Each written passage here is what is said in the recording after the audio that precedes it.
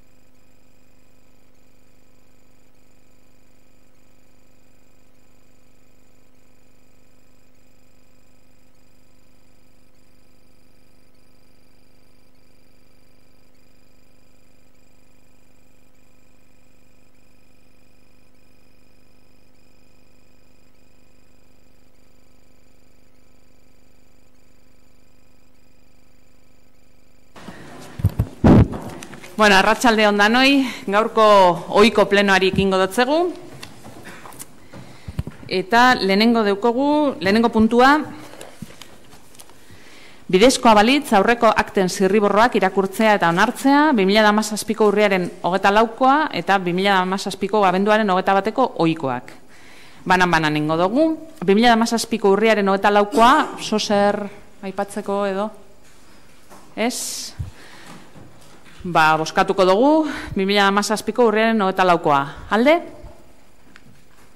Danak, kago batez. Eta bestea, 2017ko abenduaren 21koa da. Zozer aipatzeko edo? Matematek? Ez? Boskatuko dugu, beraz, 2017ko abenduaren 21koa. Alde? Hago batez. Bigarrena, interesdunkaien berri emotea. Aurrekoetan esaten dudan moduan, ikusgai daukozuez, bai tramitazioan dagozan gai guztiak, baita derrigorrean idazkaritza orokorrean egon beharreko gaiak, ikusgai daukozuez idazkaritza orokorrean edo idazkaritza nagusian, eta horretara dago oraindik be. Beraz, horren barri emoten dut. Hirugarrena. Durangoko udal euskaltegia erakunde autonomoaren 2018rako prezio publikoak aldatzeko proposamena. Toki gobernu batzordearen irizpena duena, 2018ko martxoaren 14koa. Idazkari jauna, zozer aipatzeko honen inguruan?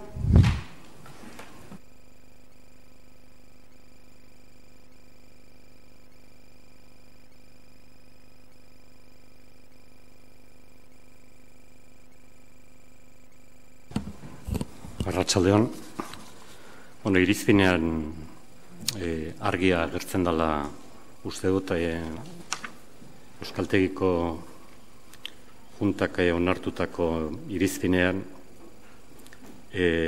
ordenantzen aldaketa, prezio publikoen aldaketa bat proposatzen da, ezabatuz orain arte zegoen enpadronatu eta erroldatuta ez daudenen arteko prezio ezberdintasuna, 130ko errekargua eta irizpideak eskatzen duena, plenoari, osoko bilkurari eskatzen diona, da tratamentu bera izatea bai erroldatuta daudenen artean eta erroldatuta ez daudenen artean.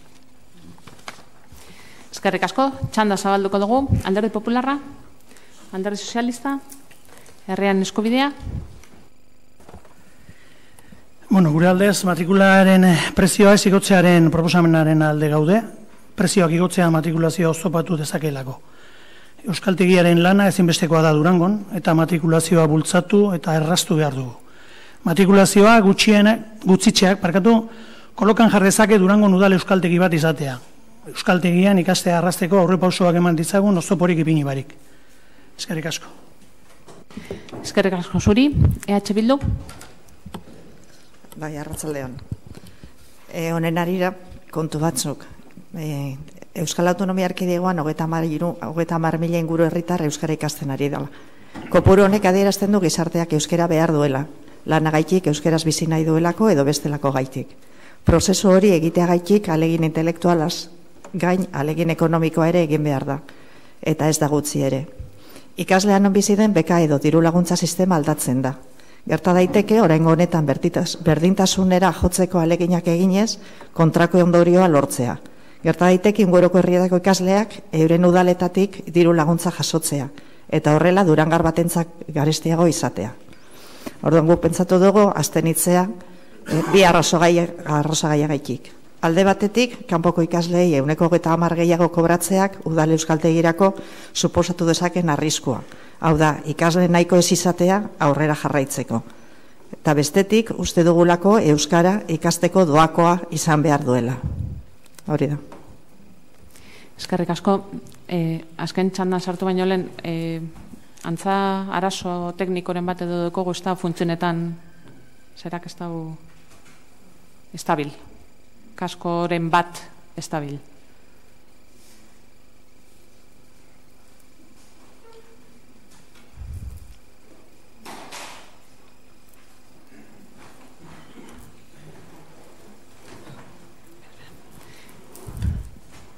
Bai, konponduta dago? Entzuten da?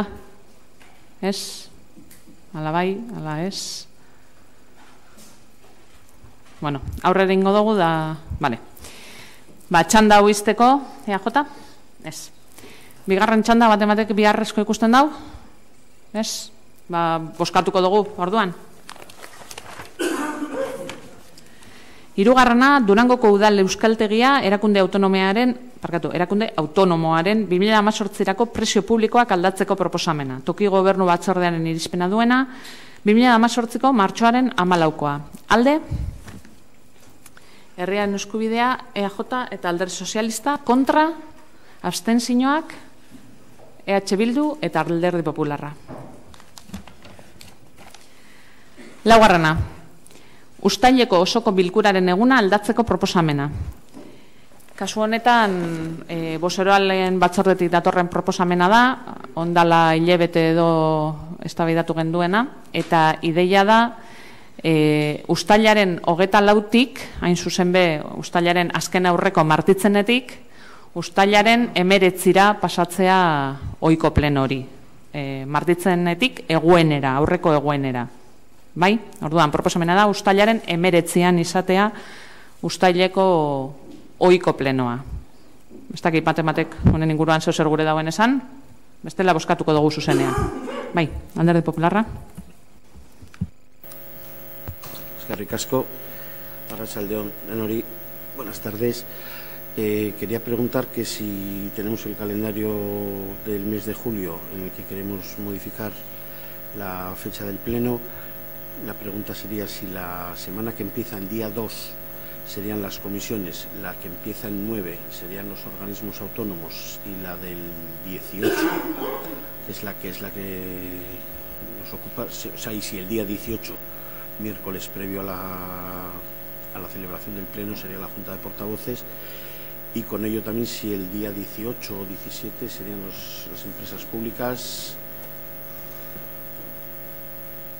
Engo dugu salegin guztiek danatarik egoteko. Hombre, logikoa emoten dau, lehenengo hastien batzordeak egotea, eta bigarrenien erakunde autonomoak egotea. Baina beharrezkoa bada beste batzorderen bat, esoikoa egitea, sartuko dugu. Aste horretan, hau da, abenduaren kasuari begiratuta, edo abenduan gertatzen jakun moduan, dakizuen ez, alde batetik asokaren zubi luze horren eta gabonetako oporren artean, askotan be, mota honetako egokitze kontuak egin behar duguz. Eta saiatzen gara, alik eta erarik oberenean sartzen eta kokatzen batzordeak eta erakunde autonomoak. Batzutan gertatzen jaku, ezinezkoa dela, dana egitea, edo batzordeak birritan deitzea, edo batzorde guztiak birritan deitzea, hain epealdi laburrean, baina beharrezkoa bada, ez dakit, gairen bat aztertzeko, edo dana dalakoa egiteko, ez ohiko bat egingo da, eta listo. Baina bai, printzipioz ideia izango litzeke, uztaileko lehenengo astea, 2tik 8 edo, batzordeak egitea, urrengoan erakunde autonomoak, eta urrengoan plenoa, eta tartean beharrezkoa bada esoikoren bat, bai erakunde autonomoena, edo batzordeena, edo enpresa publikoena, egitea baita be. Bai? Besterik? Ez? Boskatuko dugu orduan,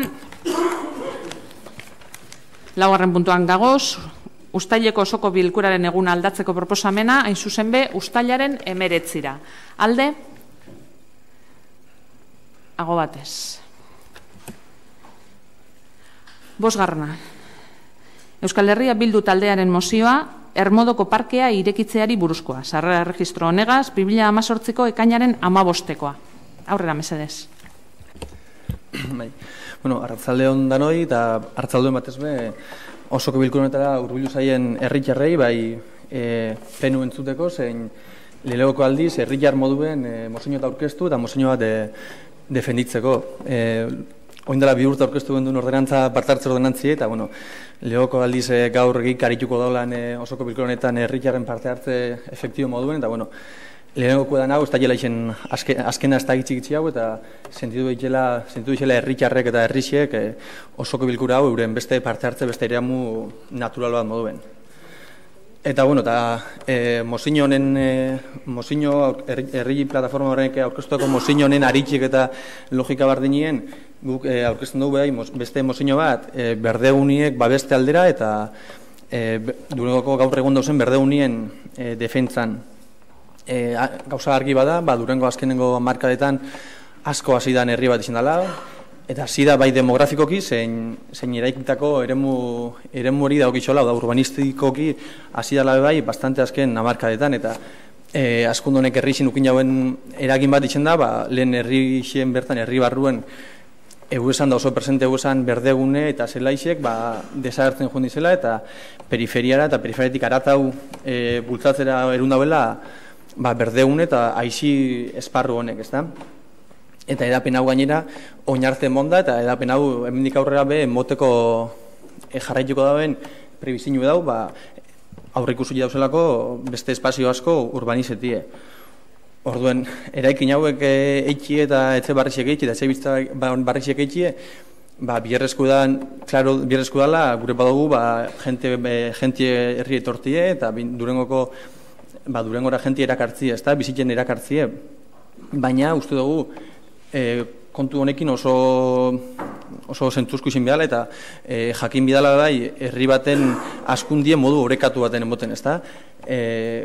Kontu honekin behar dugu, oindala, 2000 biztanleko herri baten dako prestauteko osasun zerbitzuek, eskola zerbitzuek, aixialdi eremuek, 20.000 erako pentsau bazien, gero bapatien 40.000 edo oinen daukauzen moduen, 30.000 erako biztanleko herri batek ezin jauzela jaso, ezin jauzela jasen, orduen jakimida bai, modu horokate baten azten, bai demografia, zein zerbitzuek, demografia hasi, baina zerbitzuk azten ezten herri bat, herri desorekatu bada, eta ez da herri hon bat, ezta?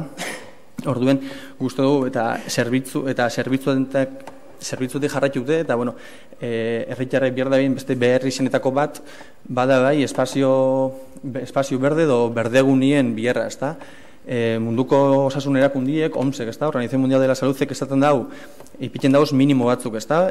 Biztanleko, egon biharko litzik esan, metro karratu minimo batzuk. Eta haurek honek OMSek ipiten dau, 10 eta 15 metro karratuko biztanleko minimuek zietzen dauz. Eta hori da, zietzen dauena, hortik berako herri bat, elitzikela izango osasungarri edo bizitzeko faktore honetan begiratute. Eta tamalez Durango gaur egun biztanleko dauen berdegune metro kartuatik hortatik berau dau, ezta? Durango gaur egun 8 metro kartu deko, orduen OMSen kriterio jarraitute, elitzik izango herri osasungarri bat aspektu honetan bintzet bizitzeko. Eta uste dugu, honei buelte monbiakola, ezta? Eta nera, uste dugu, eta hausotarrekin hauso asamblak itiakuen, eta hauso desberdinetan bebai, jentikin onostien, da jentien bizipena da, ez duzkune da, ikusten da biela, ez dauela, ja ez berdegune, baizik, ez dauela bai espazio lasai, jentiek aixian egoteko, lasai jarritxe edo umiek, edo gaztiek, edo zaparruek jolasteko eremu lasaixek ez dauela, oin gaur egunetan leku erabilina da eskurdi ondoti bebai, beste errepide bat binik guri da biointxe, ondino espazio apur horrek bebai pixkat peligroso biteko, ez da? Eta uste du, faltan dauela, ez da? Espazio horrek, nun lasai jarri aldan pertsonie, arbolape baten irakurten, edo, bueno, beste barik pasio agradable eta lasai baten egoteko.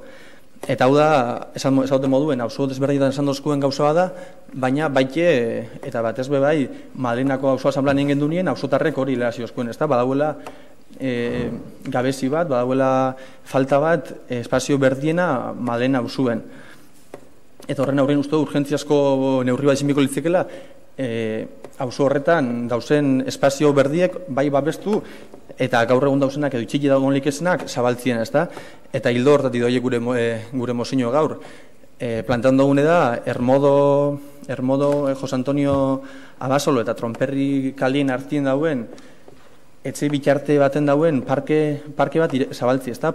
Udal parke bada, udal jabetzak udan parke bada, eta bertara joan eskero, ikusi eskero, Hermodo 17-19 tartien dauen garaje batek behitu eskero, ikusiko da zelan badauen parke bat, badauen sakarrontziekin, badauen parke berde bat dauena, baina beti be ikusten dugune, berja batzun atzetik ikusten dugune, ez dagoela aukeraik bertan egoteko.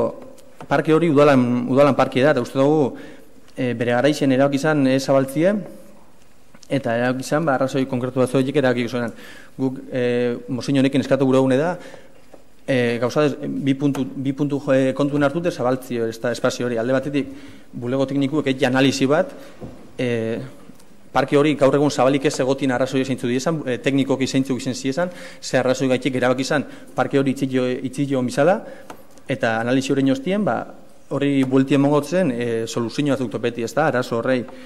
Hori alde batetik, eta behin analizi hori niogunien, hausora bertara jotie, hausotarrekin hauso asamblea bat eitzie udalak berak, gukein izin duguz, baina EH Bildu nien, eta konstiente gara EH Bildu kein aldauen hauso asamblea batera, jenti ez tala igual gerturatuko, edo reparo baitik, edo nalako baitik ez tala urbiluko, orduan eskatzen daune da, herritxar eta hausotar geixauen parte hartzie sustatze aldera, udalak berak deitzie hauso asamblea bat, zeinetan, hausotarren ekarpenak, hausotarren esperientziak, eta hausotarren ideiak kontuen hartute, zihaztuko dan espazio berdegun horren irekitzeko baldintzak, ez da? Bai, ikusten da, gabaz elitzikela zabaliko miko, bai, izin lehikelako bai puntu baltz bat, izin alko elitzikelago bai zarata foko bat, ez da?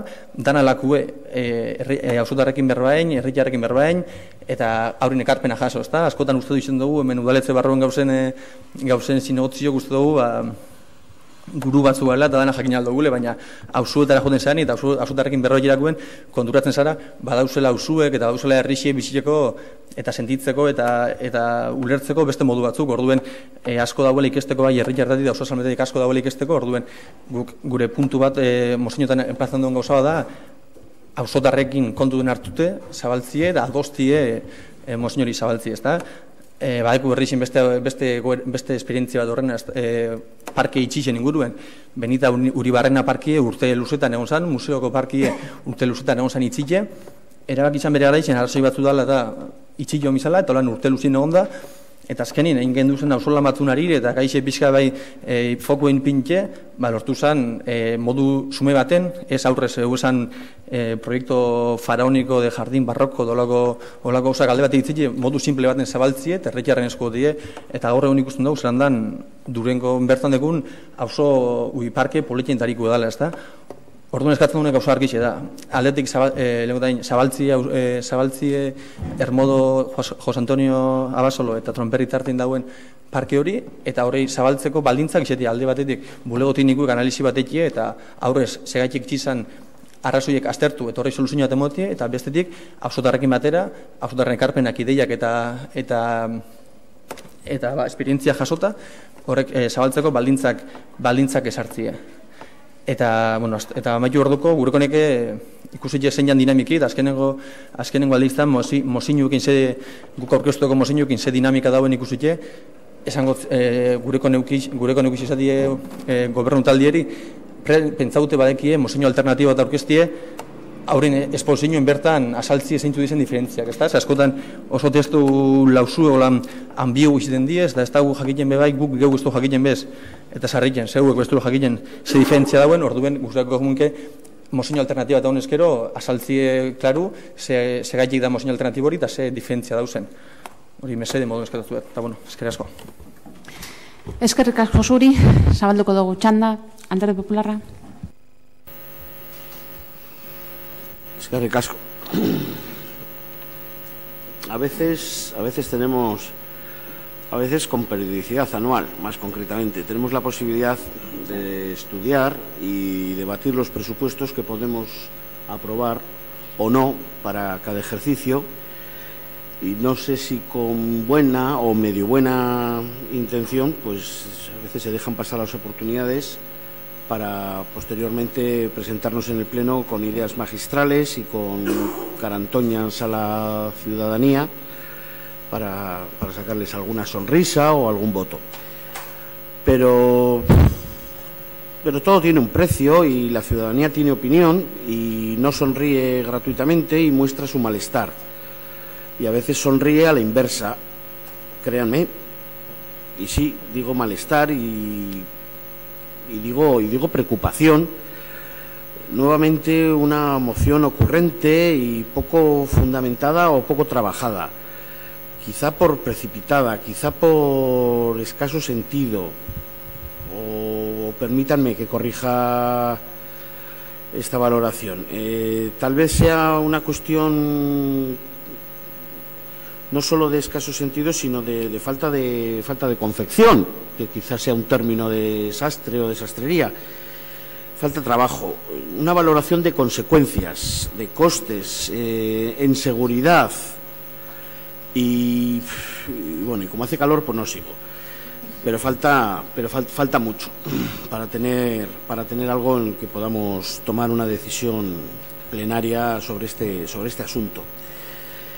En favor de lo que plantean, les diré que si algo tiene en cierta medida sentido es el punto 2, con matizaciones, y por ello una vez más planteo una opinión favorable respecto a debatirlo en comisión y si acaso con todos los informes necesarios, como los que he dicho, pues de costes, de seguridad, de oficina técnica, pues podríamos ahí tomar una decisión o traerlo luego posteriormente al Pleno.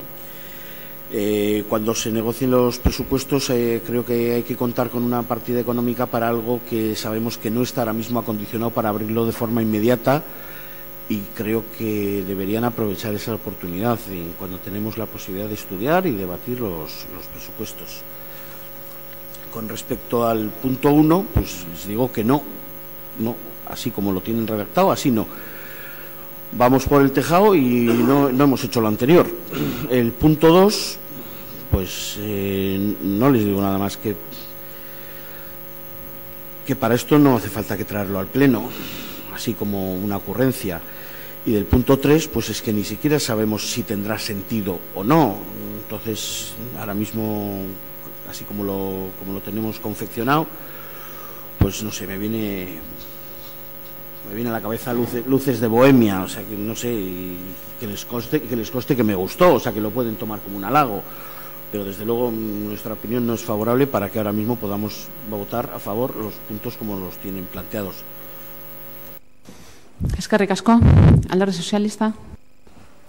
Eskerrik asko, arratsaldeon danori. Bueno, quiero comenzar mi intervención dándole la bienvenida a los vecinos y vecinas que nos acompañan hoy en el Pleno y, pues bueno, agradecer la asistencia y tomar parte, por supuesto, con un texto como hoy tenemos aquí. Y yendo al punto que nos ocupa en estos momentos, decir que desde el equipo de Gobierno sí presentamos un texto alternativo que a continuación voy a pasar a leer. La existencia de un espacio de titularidad pública colindante con los edificios de viviendas situados en las calles Hermodo, Juan Antonio Abasolo y Tromperri da como resultado un patio interior de manzana cerrada con dos accesos, uno a través de la calle Hermodo y otro a través de la calle Juan Antonio Abasolo. Dicha zona no está adecentada ni cumple con los requisitos de seguridad y accesibilidad. La adecuación de la misma requeriría de un estudio detallado desde el punto de vista técnico, así como de la previsión económica y financiera correspondiente. Sin la existencia de dichas premisas resultaría imposible la toma de decisión serias y fundadas. Además, desde la óptica de la seguridad ciudadana y, en especial, desde los parámetros de igualdad, sería necesario tomar medidas que aseguraran que este espacio no se convierta en un punto negro para la ciudadanía en general y para las mujeres en particular. Por todo ello, el Ayuntamiento de Durango acuerda, primero, realizar un análisis de viabilidad técnica en términos de seguridad y de disponibilidad económica para decentar el espacio. Segundo, trasladar las conclusiones de estos análisis técnicos a la Comisión de Igualdad y de Urbanismo para su estudio. Y tercero, dar audiencia a las comunidades de vecinos y vecinas afectadas en la Comisión de Urbanismo. Eskerrik asko, herriaren eskubidea. Arratsaldean guztioi. Bueno, otra vez vemos otro espacio más, como colegios, como los parques, como los edificios públicos cerrados a la ciudadanía. Vemos parkings como el del multiusos o parking como el de Lesa infrautilizados y, como viene siendo costumbre en la gestión de este ayuntamiento, otro recurso más que está desaprovechado. Y queremos recordar que no solo abrir, también es mantener los recursos que ya tenemos y que ya comentamos que justo al lado de este parque hay otro, el de la Ermita de Madalena, del cual ya dijimos que está en unas condiciones bastante defectuosas, por no decir lamentables, y que incluso pueden ser peligrosas, y que creemos que necesita también una revisión para que se pueda disfrutar de él debidamente. Eskerrik asko. Eskerrik asko zuri, EJ? Arrastion da ongi etorriak denori. Bez naiz errepikatuko, jada irakurrita dago gure mozio alternatiboa, soilik, galderari erantzuteko nahiaz, uste dut EH Bilduren mozioan lehenengo puntuan zuzenean eskatu egiten dela alan parkea zabaltzea, eta guk uste duguna da, agian antzeko gauza edo bardintxua eskatzen dugu, baina modu diferente batean guk uste dugu lehenengo ikerketa egin beharra dagoela, bai nundik sartu nola eta ze arriskurekin ikerketa ekonomiko bat, zenbat atondu behar den parke hori eta zenbatekotan hitz egiten ari garen, ondoren batzordera eraman eta baita ere nola ez herritarrekin hitz egin. Uste dut antzeko gauza eskatu aldugula, baina modu desberdinean eta gauzak nola eskatzen diren ikusita, azkenean agian ez da berdin geratzen. Eskerrik asko. Eskerrik asko zuri, txanda izteko, EH Bildu. Bueno, decirle al concejal del PP que sí, que es un halago decir que es algo de Luces de Bohemia, es un buen libro de Valle Inclán y que la verdad que es un libro interesante y no sé si has leído o no, pero si has leído, que lo disfrutes. Luego decir también que has dicho que la ciudadanía suele mostrar malestar y que la ciudadanía a veces no responde, que no está muy de acuerdo con lo que hacemos. Yo creo que un buen ejemplo del malestar de la ciudadanía es que hoy esté aquí una plataforma ciudadana presentando una moción que en contra de un parque difusorio en el que el ayuntamiento ni se planteó ir primero a hablar con los vecinos y con las vecinas del barrio. Segundo, cuando se les reclamó por primera vez venir a la Comisión de Urbanismo, se le negó, y por tercera vez han tenido que presentar esta moción para poder defenderla y poder reclamar mostrar su malestar. Luego también hablas de que no hay concreción, que es un poco ambiguo nuestra moción. Es que exactamente no queremos hacer una moción, no queremos ser gurús, no queremos ser déspotas ilustrados que vengan aquí y les digan y decirle a la ciudadanía, mira, esto es lo que os tiene que gustar y esto es lo que hay que hacer. Exactamente, por eso planteamos que primero por la parte técnica haga un análisis, que es lo que el equipo de gobierno está reclamando, ¿no? Que en su punto 1 y punto 2 es lo mismo que decimos todos en nuestro segundo punto, que hablar con la oficina técnica y que nos dé muestras de a ver qué viabilidad tiene, qué viabilidad económica, por qué razones se cerraron, y incluso plantearlo también desde la perspectiva de igualdad, y si ves un punto negro, cómo poder evitarlo, en todas esas concreciones, y luego eso por la parte técnica y luego por la parte ciudadana, por la parte real, por la parte que la gente lo vive más cerca, es ir al barrio. Planteamos por eso ir al barrio y que sea la ciudadanía, que sean los vecinos y las vecinas las que ayuden a concretar la apertura y las condiciones de este parque, ¿no? Y luego dices que en su momento hubo un momento de presupuestos en el que había que hacer estas propuestas. Traemos esta propuesta porque hace un mes hicimos una asamblea de barrio en la zona, en Madalena, y fue unas reclamaciones, una de las peticiones que nos hicieron llegar los vecinos y las vecinas. Es por eso que traemos ahora y no traemos el pasado diciembre, porque no hicimos la asamblea y no sabíamos de la realidad, igual no tanto como quisiéramos, de la realidad del barrio de Madalena. Entonces, hacemos asambleas de barrio, la gente, la ciudadanía nos hace aportaciones, nos da ideas y venimos aquí y lo presentamos aquí cuando toca, cuando nos lo dicen, no antes ni después, cuando toca. Y luego decirle a la portavoz del PSE que sí es una manzana cerrada, como lo era también el que unía la zona de Miqueldi con la de José Antonio Aguirre, el Lehendakari Aguirre. Se abrió esa zona, se hizo un paso y es una zona de paso bastante utilizada, y es no solo zona de paso, sino donde la gente suele ir a estar tranquilo, y es una zona en la que antes no se estaba aprovechada y ahora está aprovechada y es utilizada por la ciudadanía. Edo horrek ikusten dugune da, guk egitean ez dut erantzun jaso, nire galdera horrei PNV-ko poserali alegin da erantzuten, eta eskertzen du bere alegine, baina ez dut erantzun jaso. Hemen zuek aurre ikusten duzuen analisi tekniko hori guk eskatzen dugu, bigarren puntuen eskatzen dugu, eta anera lehenengo puntue, irekitze puntue, bigarren puntu honi eta hirugarren puntuei subordinaute dau. Zabalduko da, baldin eta egin bada analizi tekniko bat, eta bulego teknikoek motan bere txosten bat zelan zabaldu esanez, eta baldin eta, zabalduko baldin eta herritarrekin egon hostien, hauzo asamblea hostien, eta herritarren ideiak, ekarpenak eta esperientzia jaso hostien. Orduen, guk ikusten dugu da, zu lehenengo eta puntue, gure bigarren puntuen bardin dela, hau da, esaten dagoela analizi teknikoa detxie, ados gauz, zelan ez, biherrezko da analizi tekniko bat, ezta? Edozein gauza, edozein parke saltzakun bai, suposatzen dut, hori lehen aiketuten espazio hori, ezta? Mikeldi eta parki batzen dauzen, hori paseo hori bai zabaldu zanean analizi teknikoa tengo zan, espero gotu intzete ongo zala, eta, bueno, zabaldu zan, eta oso erabilian gauza bat. Eta analizi barren nengo zan, Benita Uribarrena parke zabaldu zanean, ezta? Orduen, lehenoko bi puntu ikusten duz gure mozioen barne bilute dauzela, ezta? Gero dago, hirugarren puntu bat, gurien hirugarren puntuen antzeko gure izen gure dauena, esaten duzu, hirigintza batzordean auzotarren komunitate interes dunei arreta eskaintzea. Ola modu lausuen, ezta? Ola modu ambigu baten, gazteleaz beha bersan dauen, ezta? Dar audiencia a las comunidades de vecinos afectadas en la Comisión de Urbanismo, ezta? Bueno, pixkate, holan, ambigu, ezta? Sarri ekendan, sarri politikan ekendan, ezta? Jolas horrekin, ezta? Ambigoa den jolas horrekin. Guk zuzen eskatzen dune da, auzo asamblea tekie. Jakitun gara zelako batzorde gela dekoun, ezta? Asko jota, 20 pertsona sartu aldiezela modu eroso baten. Hemen 20 auzotar baino bastante gehiago dauz. Orduen, esatu da, auzora joen, jentie bebai eroso hau etxindakon espazio batera joen, ekarri udaletzera, ekarri honako monstru honetara, da jentiek zeinetan ez da hono itxute gotera, zeinetan reparo moradoz no juetie, ez da zenditzen kukun modo, guezen auzora, auzotarrak eroso ongo izen leku batera goiez, ez da biatu dingun bertan, egin digun berra auzotarrekin, eta oinatu esperientzia oso polile da.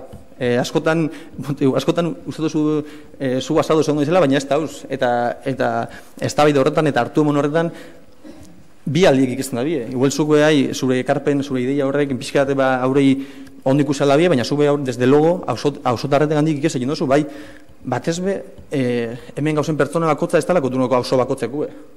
Ni bizinaz, ni bizinaz Madalena inguruen bizinaz, baina ez tekoz jakin San Faustoko auzotarrak zelan bizi diezen, ez da?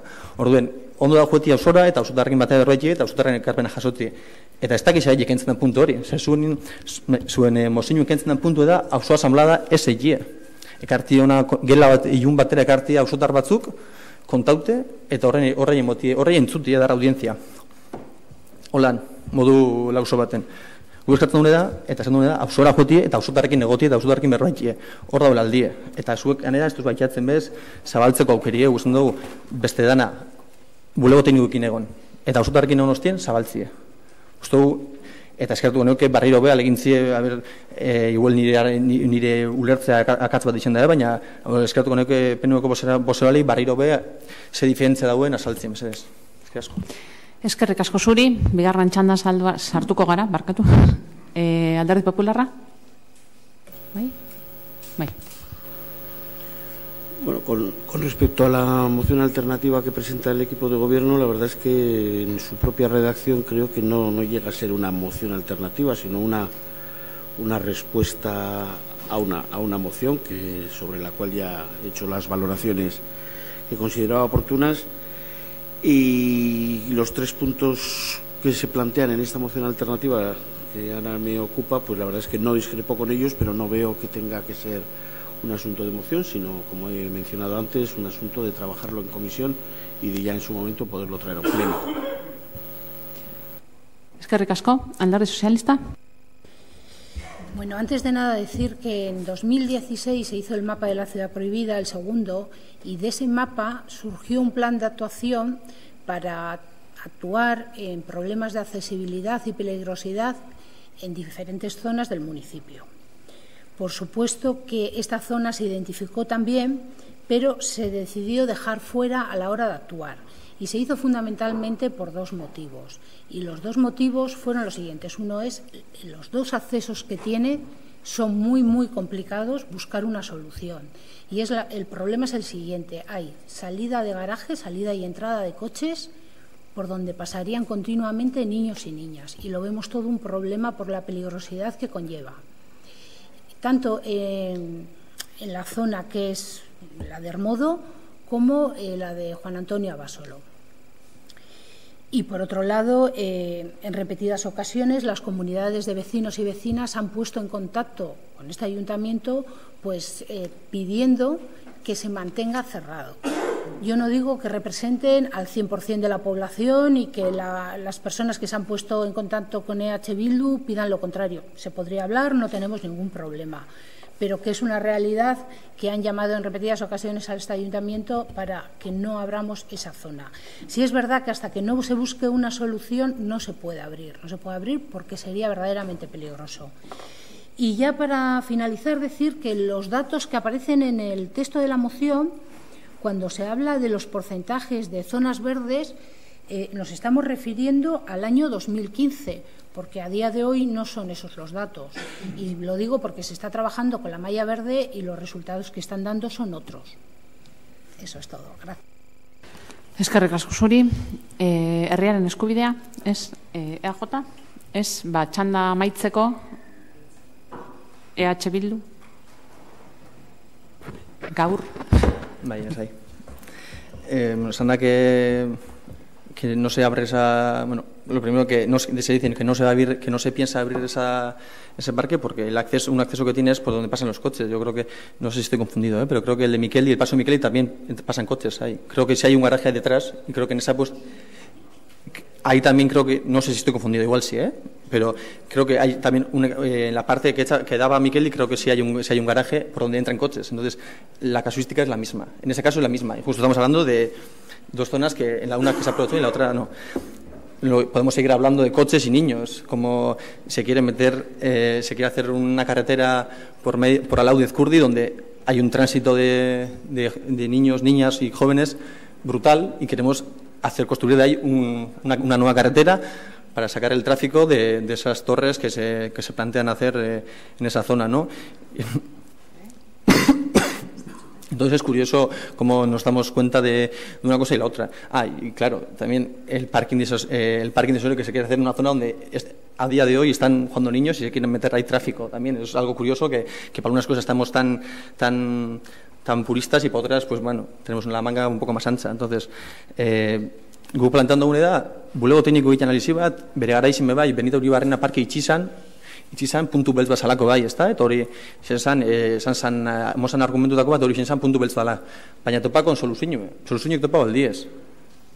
Orduen da, bulego tekniko ipitio ordelan nien, eta esaten duzu, zu etorri atzuela berroaiten auzotarrak etorri atzuzela, eskatzen hori, ezta? Eskatzen esartutu egoteko, ni betorriate bulegora etorriaten ainoko baten auzokide batekin berroaiten, bertan bitxenekin batekin behar berroaiten, zer osten, zabaldu biko litzikela, baina kontuz, bai, kontuz, desde luego, gurasmuda kontuz zabaltzie, eta gurasmuda, desde luego, auzotarrekin berroaitie, eta igual ez bakarrik inguru komunidadekin, baina auzorako zerbitzua bai da.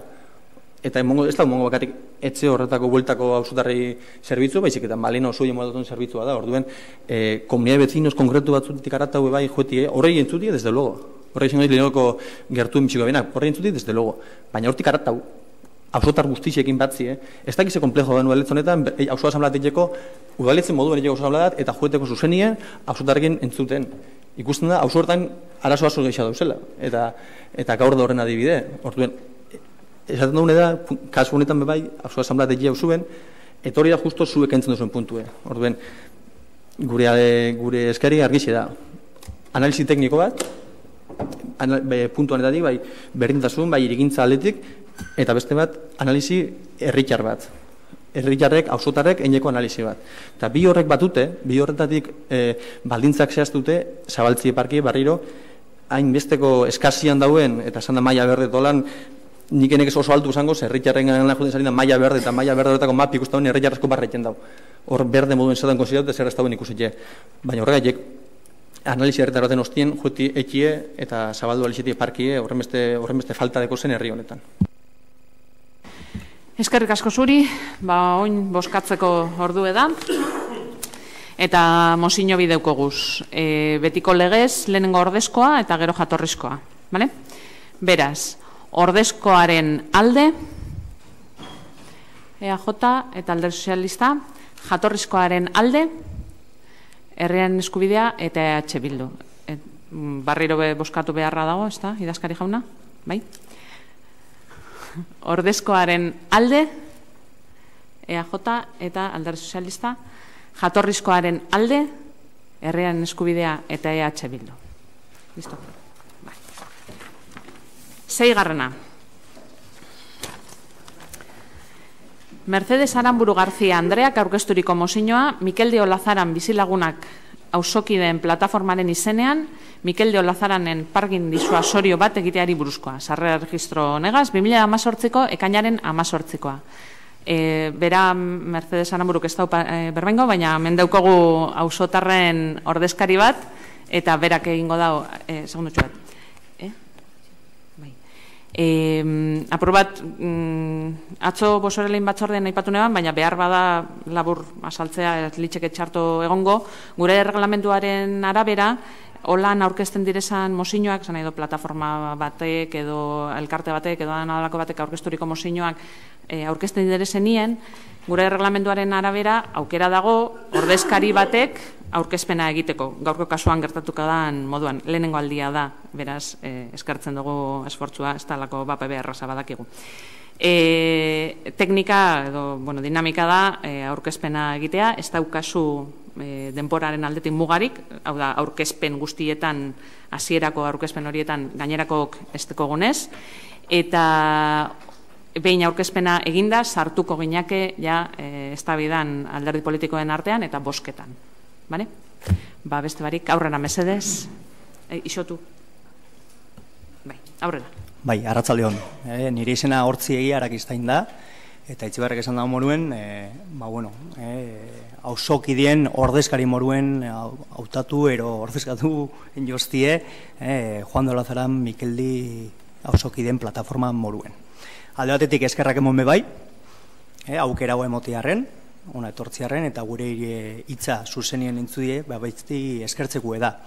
Bestetik, hori ebe bai, izen bagaz lehengoku egona etortzen eta gure iritziz emoten, behon daigula. Beraz, ospatzeko gauzie da bai, eta nik uste dinamika honek osasungarri ze diesela, eta non onurako, bai zeuentzako, gauen iritziz entzuteko, eta gero bestetik gube auzokide moruen bai, aktiboa mantentzeko eta proaktibidade puntu hori eitxeko. Eta ez bakarrik eskatu, haizik eta proposatzeko bai. Orduen, ongi etorri ze. Lortzioten asaltzie pixkate gure planteamentue. Gure helburue pleno honetan etortzerakuen eta azken finien da eta helburu zehatza da. Gu nahi duguna da, zeuen aldetik erantzun zehatza, finkue, tanbein betikue, gure auzuen, hau da, Mikel de Olazaran gune horretan, ez dela egingo parkin bat. Hori nahi duguna entzutia. Azken finen hori da gure helburue.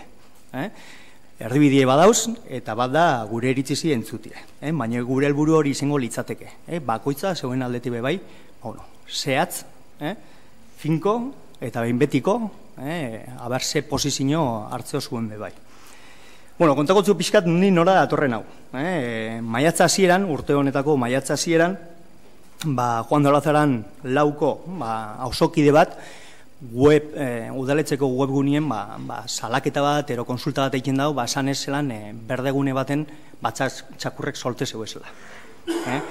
Orduen, erantzun inotzien maiatzak lauien, eta, nota bat jartzen da, pixkate portalien eta, literalmente, esaten da, ante la falta del aparcamiento en el núcleo urbano del municipio, está previsto acondicionar dicho espacio, a corto plazo para el aparcamiento provisional de vehículos.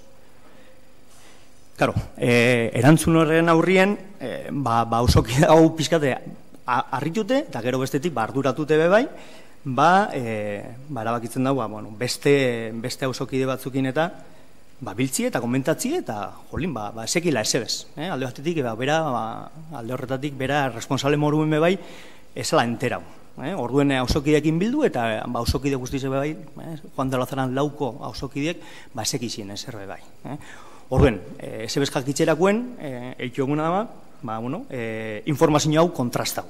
Eta juten gazen tokira lehenko da, administradorera, finkako administradorea, finka zezkurdi, eta honi eskatotza, ia kontrasta oin aldaben informazioa, eta gizedan, ero zetan datzan, ero ze fasetan dauen. Eta honek jasotzen dauen erantzune da, efectivamente, bertan parkin bat konstruidu dela, parkin disuasodio delakuek, eta epe oso laburrien. Karo, gu pixka de, hori kontrastatu egonde, guk eguna da, azken finen, bigarren komunikazio honekin eta kontrastaute egoten, biltzie pentsetagu. Biltzie pentsetagu, eta asamblean, plataforma, hausokiden plataforma, Mikel de Olasan bizilagunen plataforma, sortzi ero konstituitze ero jartzeoguz.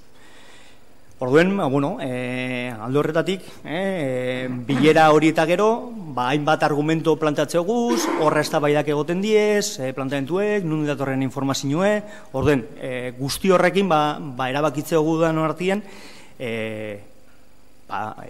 irigintzako batzordera, eskaera bat eitxi eta pixkat informazio bile, ero behintzat, guri jasotzie eta entzutie guri, zer dekogun esateko. Arrazoiek desberdin ediez, baina, pixkat beha azaldu bebai, parkin disuasorion bat zetarako dauen, behor, alde horretatik azten bagaraz bebai, asko zabaldu alda, ez da bai da, ero debatiek, zertarako dauzen, eta ia, dekogun arazo hau, eta ez dugula esaten ez dekogula erazurik, gube Durangarragaz, Durangon bizigaz, eta konstientegaz arazo dauzen aparkatzeko, zertarako dauzen parkin disuasore hauek, ez da? Ze alde batetik, erantzune dator, inkesta batzuk egiten diezenak, eta nun herritarrok esategu, gure burukezka handizenatako bat, kotzien aparkatzeko kalien arazo deko guzela. Horren arira, pixkat, arrazoie da, irigintza urbanismotik, plantamentu egitxie.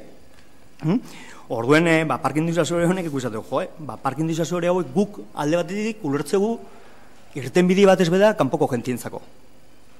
Ze kanpoko jentie da, kanpoti datorrena, eta parketzen dauena, eta gero, kotzi itxile, ero herri arde aldera doiena, ero autobusek hartzen dabizenak, ero trenak hartzen dabizenak, orduen ez dator, gure arazoa konpontzeko ez dala soluzio aproposa gure iritziz bebai. Orduen, gero bebai, zer sortzen dauen parkin disuasore batek, ondorioz, lehenengoko bada, kriston trafikuen. Trafikue gehituen gozan, gaur egun ja trafiko handizedekon kale bat, Francisco Ibarra, nundoie nazional baterako irtenbide badala, orduen trafiko gehituko zan, trafikoa gehituaz gutxadura gehitu itxen da, eta bertako biziki diontzako ebai, ez da gustora biltzeko toki bat. Nun gaur, ontsa esango duten arrazoi batzu egingatik, asko betu dan, ezta?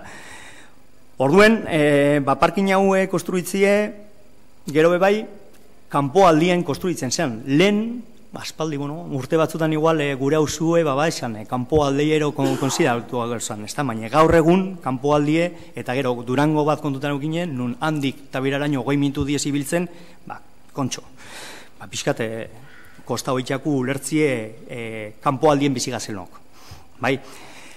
Orduen, dano dakigu, trafikoa gehitxu dauela, emisinio bebai, kutsadurak, eta sarata bebai. Hori esan de, pixkat guk argudeatzeko zen eta jartzeko zen hemen gainien arrazoiek, bain badiez. Guk konstientegaz, eta hori argi nahi dotizti bebai, arazu ezen jan, aparkatzeko arazua dauzela, gube Durango rokla zenetik, badakigu. Ez gara, ez dugu, badakigu zein jan arazuen, eta gainera gu sufritzegu lehenengo pertsonan. Gainera, gune horretan, parkin libreko ero marra zuridun gunie da, orduen gu areta gehiago sufritzegu. Lehendakarri Agirre ondoko situazioen dau. Gero bebai ondoko hausune batzuk atletismo ingurun eta bebai arazo berdineken daz, eta guk argi dekogu guretzako arazoa dela. Sufrimos porque es nuestro barrio, no es una zona gota, jartzen da moruen, sino zona de libre aparcamiento. Eta horregatik, tenemos absoluta certeza de que habilitar 26 plazas nuevas de aparcamiento libre en una zona verde no va a solucionar el problema. Creemos que no lo va a solucionar. Tenemos ejemplos. Hace poco, hace unas semanas se abrieron 20 plazas libres y 2 de minusválidos junto al número 6 de Juan de Lazarán, el edificio que nuevo de Neynor. Lehenengoko egunetan leku ez zeuen. Akabo, aste betera. Ja gentie badaki leku nun dauzen, libre aparketako eta beti itxen diez. Orduen, kanpotik edo kanpuen itxegunok, bertaratzerakoen lan jardunaldi batetik gero, aurkitzen gaz, barazo berdineaz. Orduen, eskatzeguna da, mesedez, kontutan eukitxien nun dauen hauzue, metrotara dau, Izurretako autobus paradie, beste metrotara dau, Madelanako autobus paradie, polideportibo bat oso gertu, tesoreria ero, seguridade sozialeko ofizina bebertan dau, mediku klinika hainbat dauz, ikastolak bebai inguruen, pentsetagu honek ez gintxulako asko konponduko guk gaur egun dekogun arazue aparkatzeko bez. Irigintza batzordeen arabera, honek bilatzen dauena, parkinek gure arazoak aparkatzeko arazo hori konpontzie da. Eta gu, auzokide, nos preguntamos, nosotros también nos habrán hecho las encuestas, nosotros también somos de Durango, debería ser una prioridad en esta agrupación, solucionar el problema de aparcamiento de los vecinos de Durango. Y no nos engañemos, un parking de carácter disuasorio de aparcamiento libre no está orientado a paliar el problema de falta de aparcamiento de los vecinos. Kanpoko entzako, irtenbidie, moruen, ikusi aldogu, baina 26 plaza bebaian, eta gehiamalaue San Foston mez dugu uste horren irtenbide bat izan aldala. Argi dekogu, arazue, parkineko arazue, konpontzie balitz, igual beste alternatibua batzuk bebai egon aldiela. Zabaldu aldogu bebai zona urdine, zabaldu aldogu beste leku batzuk, gero bebai badakigu, hor badabilizela fase baten bebai, lehendakari Agirren, 105 plazako aparkamentu libre hori, igual proiektu baten, zona urdinero bilakatziena, basategu, 105 plaza zona libre, eta gero horrekota jarri, eta gero 26 libre itxi, más menos ez da urtetan. Orduen, arazue, are gotu egingo zan. Mikel de Olazaraneko auzokidiek, kontzienteagaz bebai, kotxe asko kanpoti datozela. Eta hau danon arazoa dala. Durango arron guztixen arazoa dala. Irtenbide aproposa eta, ez dakit, danontzako hona izango litzateke, bagatza izaten da. Baina bentzet gu nahi duguna iztie argi, hau ez dala, ero ez dugu uste, hau dana, Durangoko arazue konponduko zeban proiektu bat. Creemos que el Ayuntamiento debería buscar alternativas menos costosas, más sostenibles y de menos impacto para los vecinos, como promover o subvencionar el uso de parkings subterráneos existentes en Landako, en el bajo de la estación del tren, que, por cierto, por conocimiento popular, utzik egoten dela. Suelen estar infrautilizados y están vacíos. Orduen, hori izango litzateke, hausnarketa moruen, aber hori izango zan irtenbide bat. Eta parking disuaz hori zuek, aber zetarako dauzen. Baina, horretatik aparte, arrazoi desberdineko guz. Bat, inseguridadie. Argumentu bat hau erabiltzeugu, eta, bilurre badau, azken finen, inseguridade, ero segurtasun falta hori, gure hauzuen gehitzie. San Rokeko auzokidiekin eta egongaz be hitz egiten, eta parkina eraki izanetik, lapurketak eta gehiuen diez, eta ez dakigu hau espekulatzea, azken finen ez dakigu sepasatuko dan, ezta? Baina, badiez seinale batzuk, gehituek alko diezenak. Que, por cierto, Juan de Lazarán erregara moten dabezenak, bebeti be, arazo dagoek, eukiri izen dauz, pixkat, eskuta haute egoterakuen eta, arazo gehiago egoten diez, eta lapurketak begeitu jen diezelako bebai. Ordena, alde barretatik, segurtasun arrazoiek diez. Gero bestetik bebai, autokaramameak bebai, aparka hoitzen dabez leku hauetan, eta ez bakarrik, azken finen gehiago okupa hoitzen dabe, baina gero bebai, aserak eta, baditu egiten dabielako bebai. Gero bai, beste arrazoi bat, gune berdeak, batzuk hemen erabili izan da bezen argumentu konpartidu batzu diez bai, azken finen, pero es la eliminación de zona verde. En contra del parque disuasorio van más allá de los problemas de tráfico, aparcamiento y seguridad.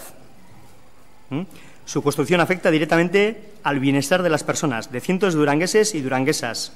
Esta zona, eta hau nire gustot garrantzitsu dela esati, durante 50 años ha sido una zona pues olvidada, degradada.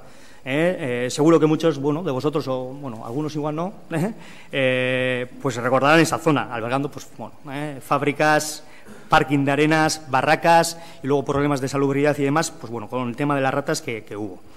Seguramente que lo recordaréis.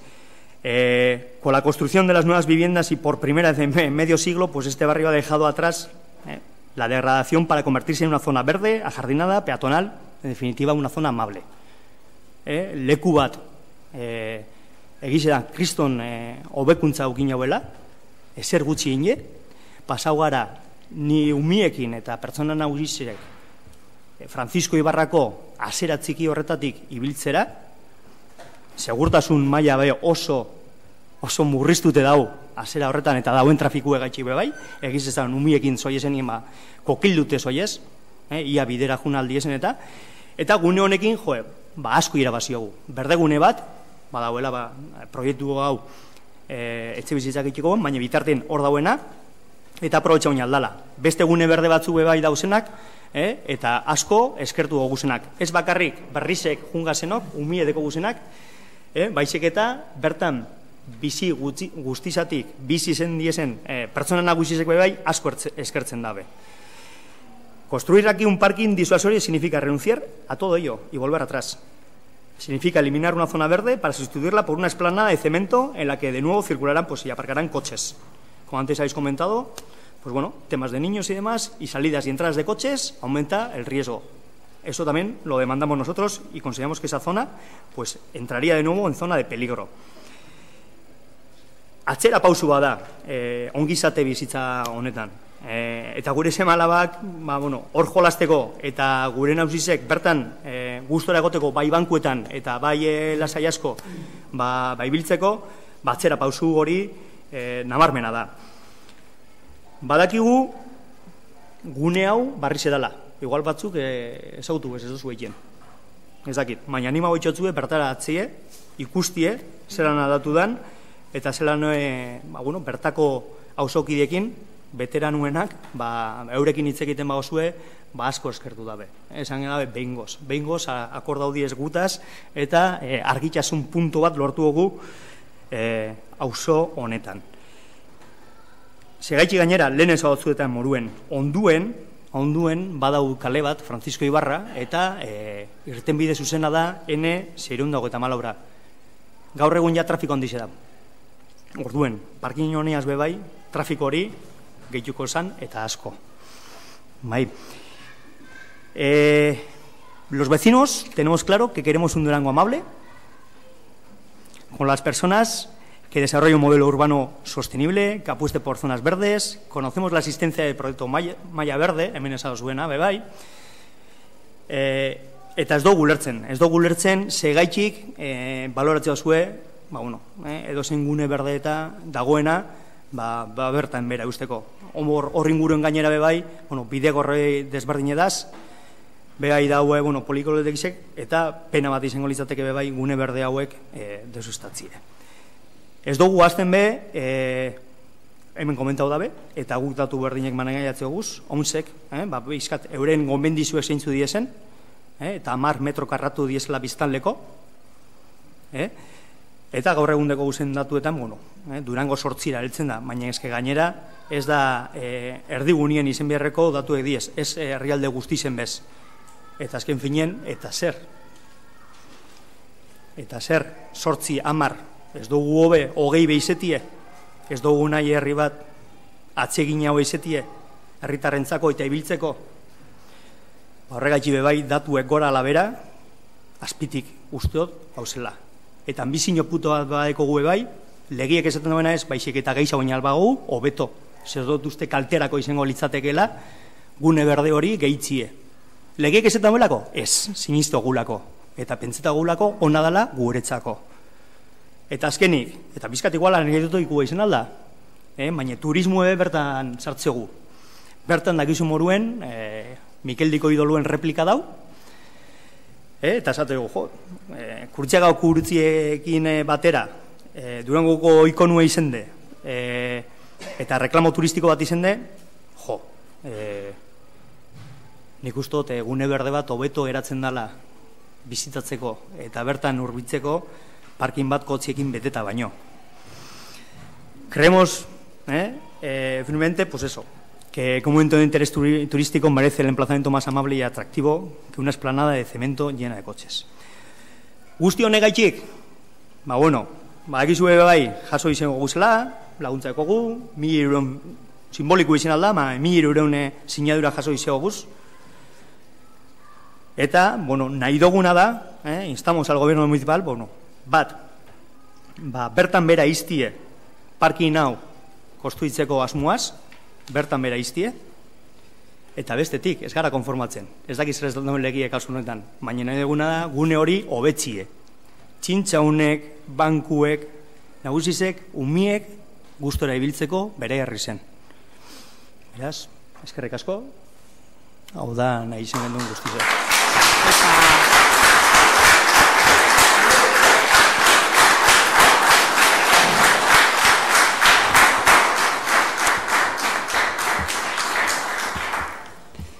Ondo dau behin txalotzea, baina eskartuko notzueke aurrerantzean ez egitea barriro. Zinegotziei bebai. Eskerrik asko. Amatau, mesedez, amatau. Eskerrik asko. Bueltau alzara gure badozu atzeraldera, edo bueltau alzarela gure badozu. Zeure borondatez. Zabalduko dugu orduan bai txanda eta betiko martxan. Alderdi Popularra?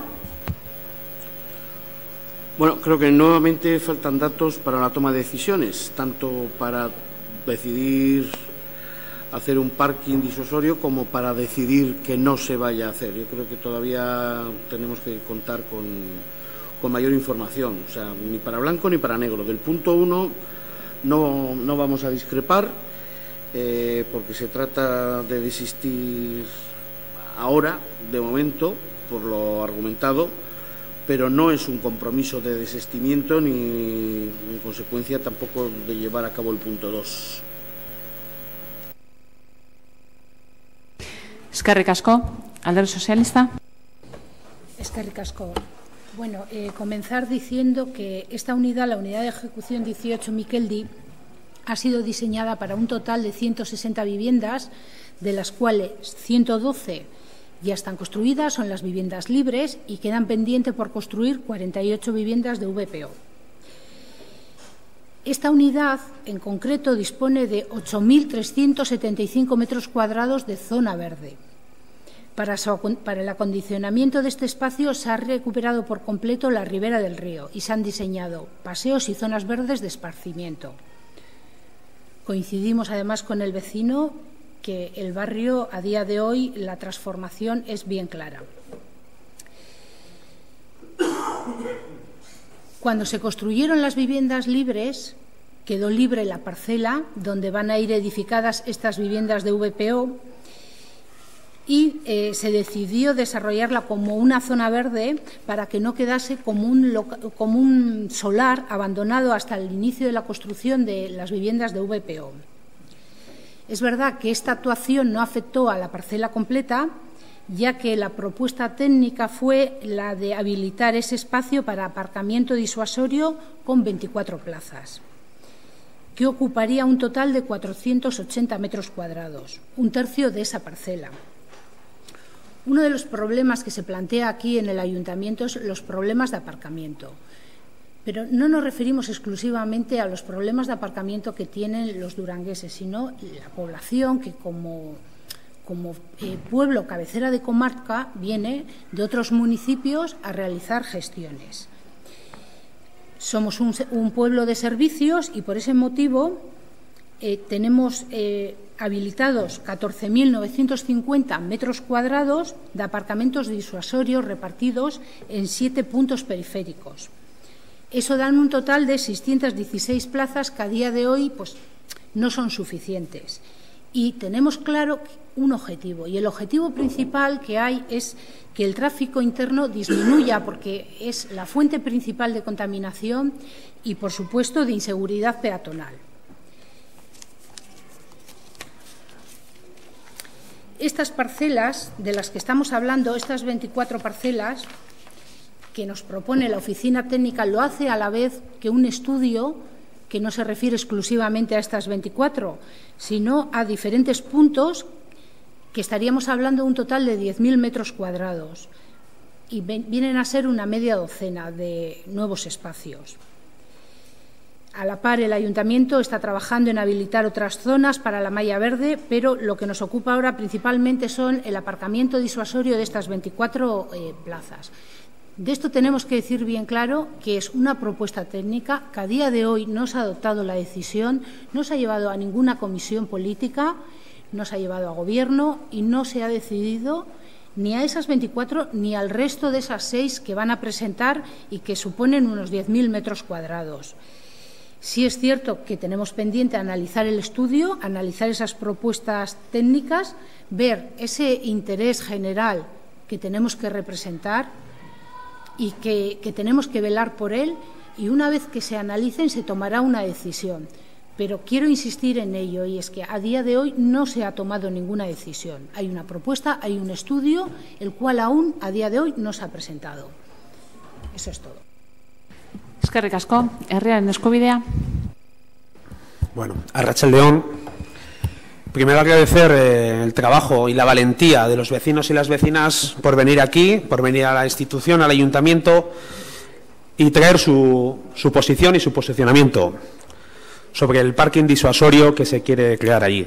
Porque no es fácil, ni sencillo, ni accesible.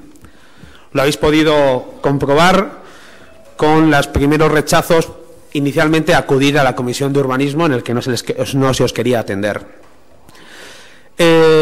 Parking disuasorio.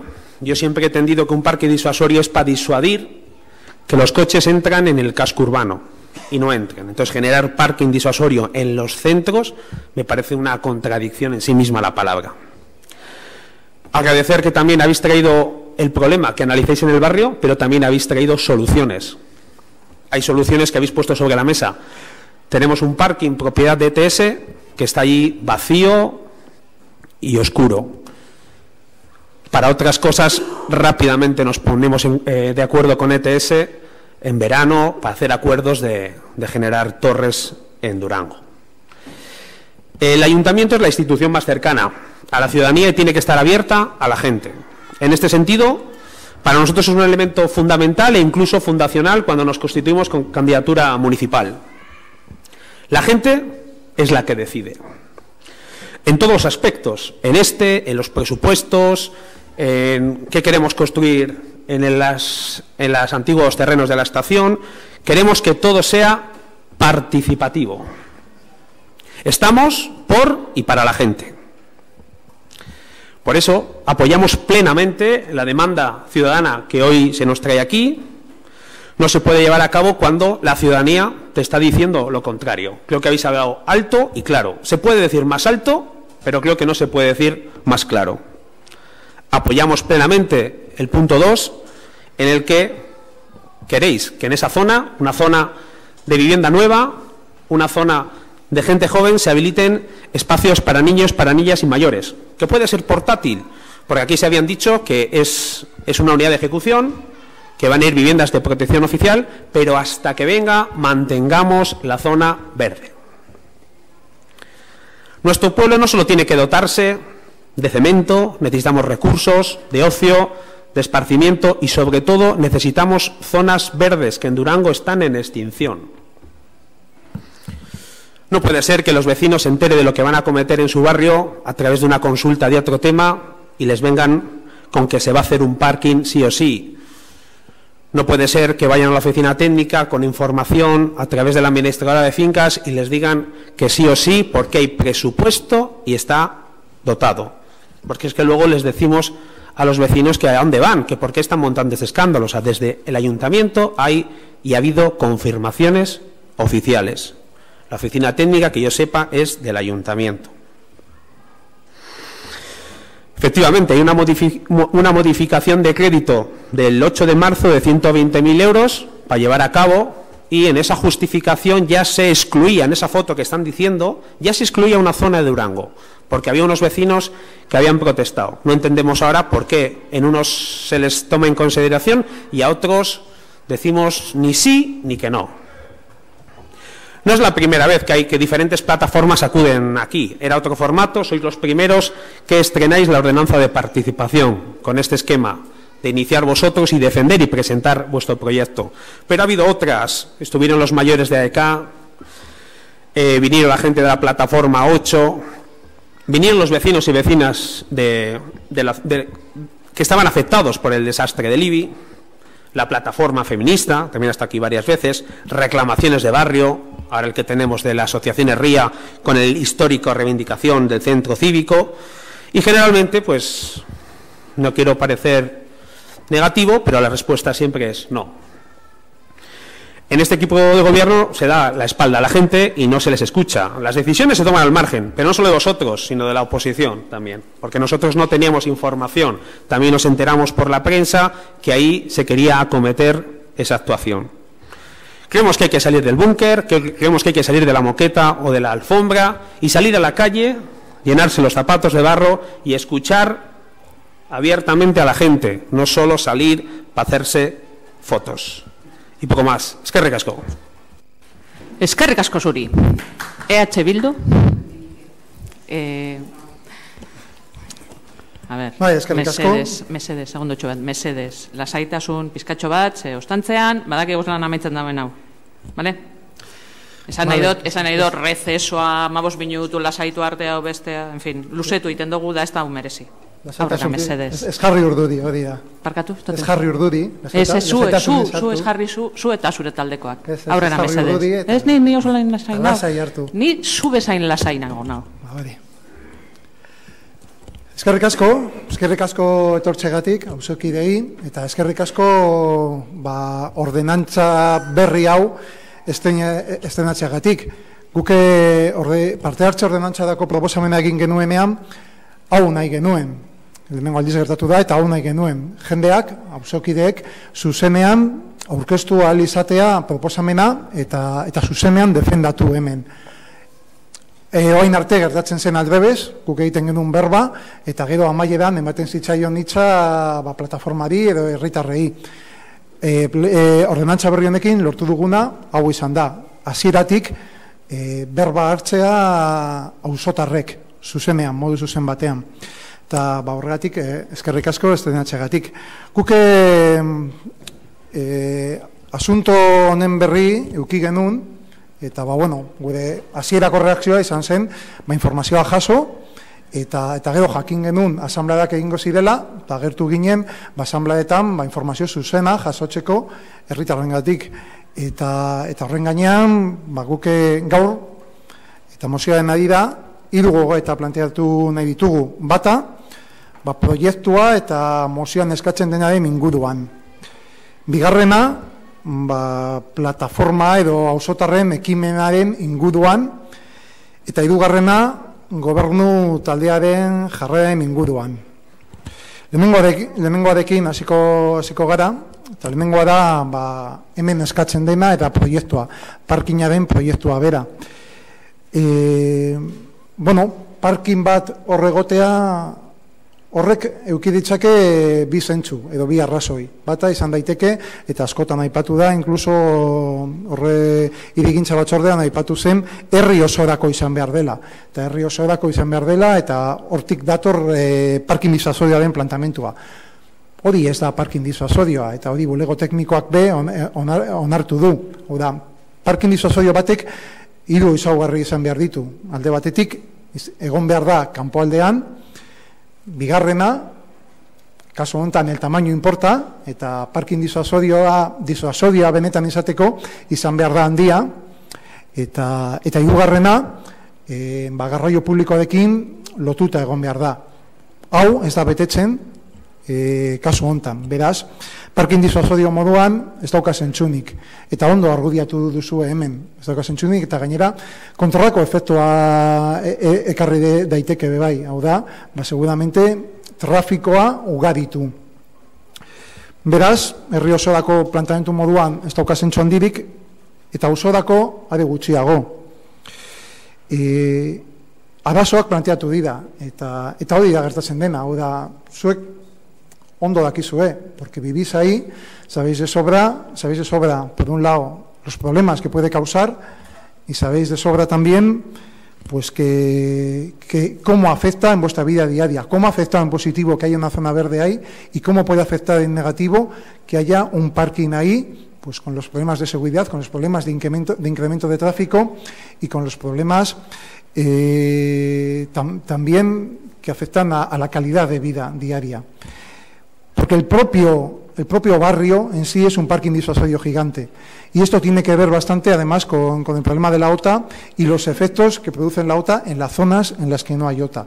Entonces, ya el propio barrio es un parking disuasorio en sí mismo. Entonces, lo que se trata no es de ahondar en ese problema, sino de darle otro tipo de solución. Y parkings disuasorios y parkings libres, como se ha dicho aquí, hay. Por ejemplo, el Euskotren. Entonces, no tiene mucho sentido construir ahí. Y sí tiene mucho sentido lo de una zona en la que se pueda disfrutar día a día. La zona verde ya es una zona verde, acondicionarla para que además se pueda disfrutar hasta que se hagan las VPOs, que no se sabe cuándo se harán, que las últimas VPOs hubo que buscar a la gente con lazo para que las comprase.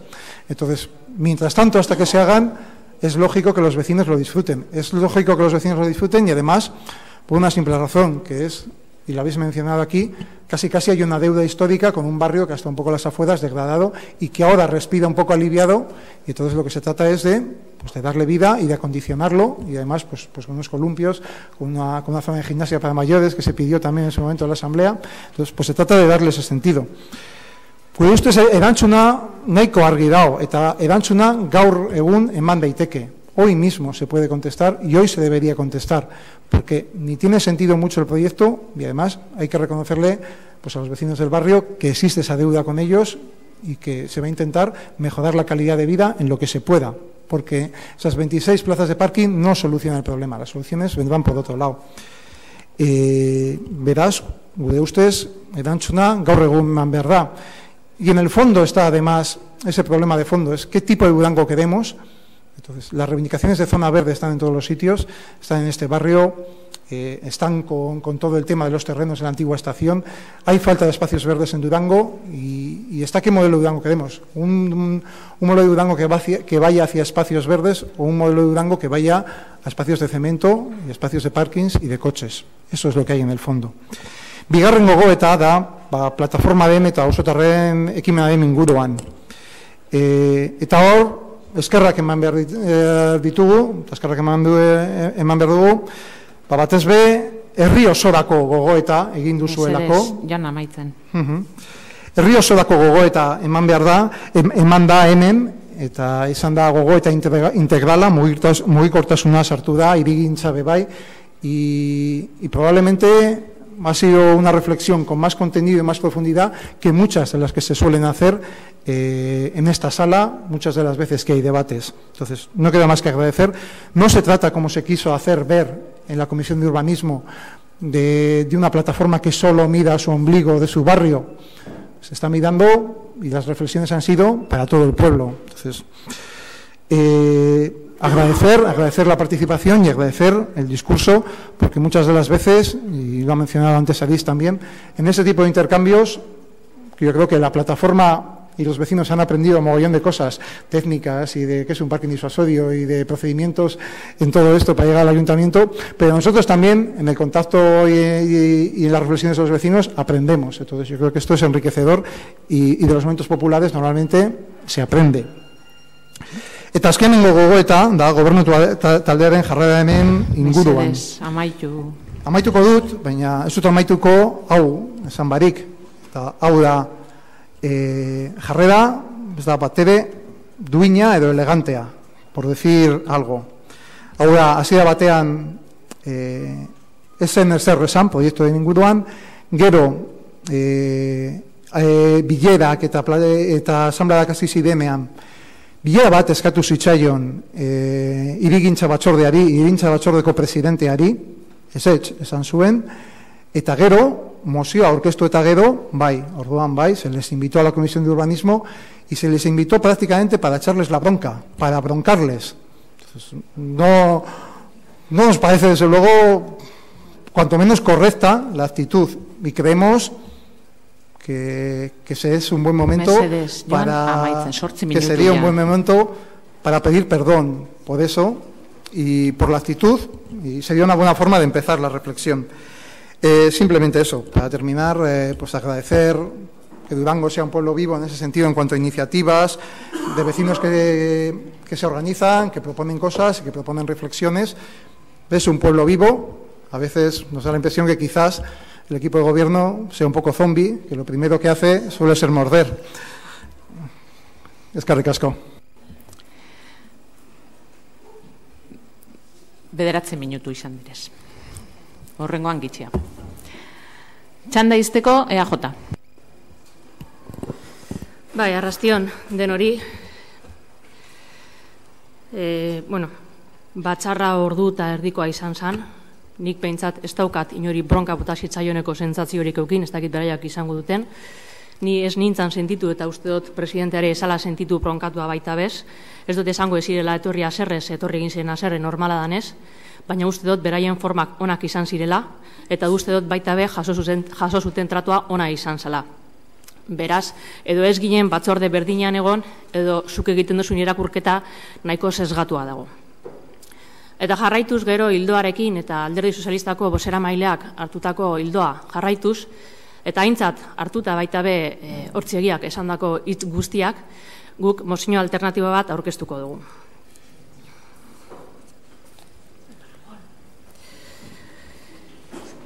Durangon eginiko azken bi inkesten emaitzek zera ziurtatu dute.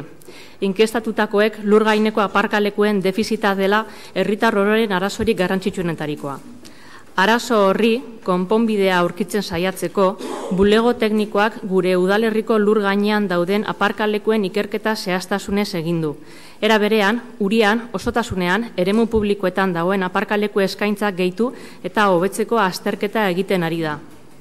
Horretara, beharrizanari erantzun egokia emateko, ikerketa osotua garatzeko lanak abian daude. Durangar ororen bizikalitatea hobetzeko asmoz. Horregatik guztiagatik Durangoko udalak ondokoa adostu du. Lehenengo, hirigintza batzordean mugikortasun eta aparkaleku ikerketa osotua garatu eta aurkeztea Durangoko udalerria bere osotasunean kontuan hartuta. Bigarrena, ikerketaren ondoriozko ekintza zehatzak aurkeztea, udalerriko aparkalekuetan egin daitezkeen hobekuntzak proposatuz. Eskerrik asko. Eskerrik asko zuri, bigarren txanda, Alderdi Popularra, Alderdi Sozialista. Sí, antes de nada decir que dentro del estudio que se está realizando con las diferentes parcelas para aparcamientos disuasorios se está teniendo en cuenta, por supuesto, la intervención en los aparcamientos de la estación.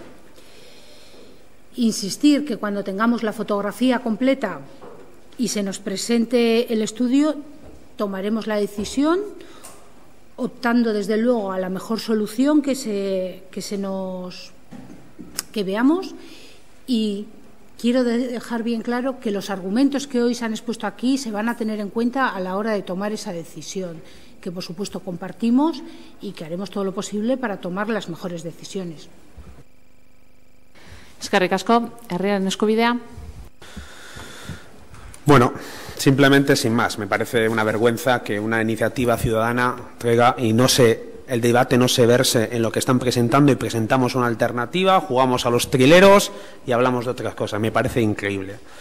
O sea, quería antes contestar, el Partido Popular ha dicho que necesitaba más datos. Pues el día que vinieron a la comisión estuvieron y usted no estuvo. A otro partido más también faltó. Es decir, a veces los datos, si estamos y los preguntamos directamente es más fácil, porque aquí solo tienen un derecho a réplica. Yo creo que tendrían otras muchas cosas que decir, y también decir que no se les trató de la mejor manera en cuanto a que se les reprochaba a ver por qué estaban presentando, dónde habían conseguido la información y por qué no habían ido antes a preguntar.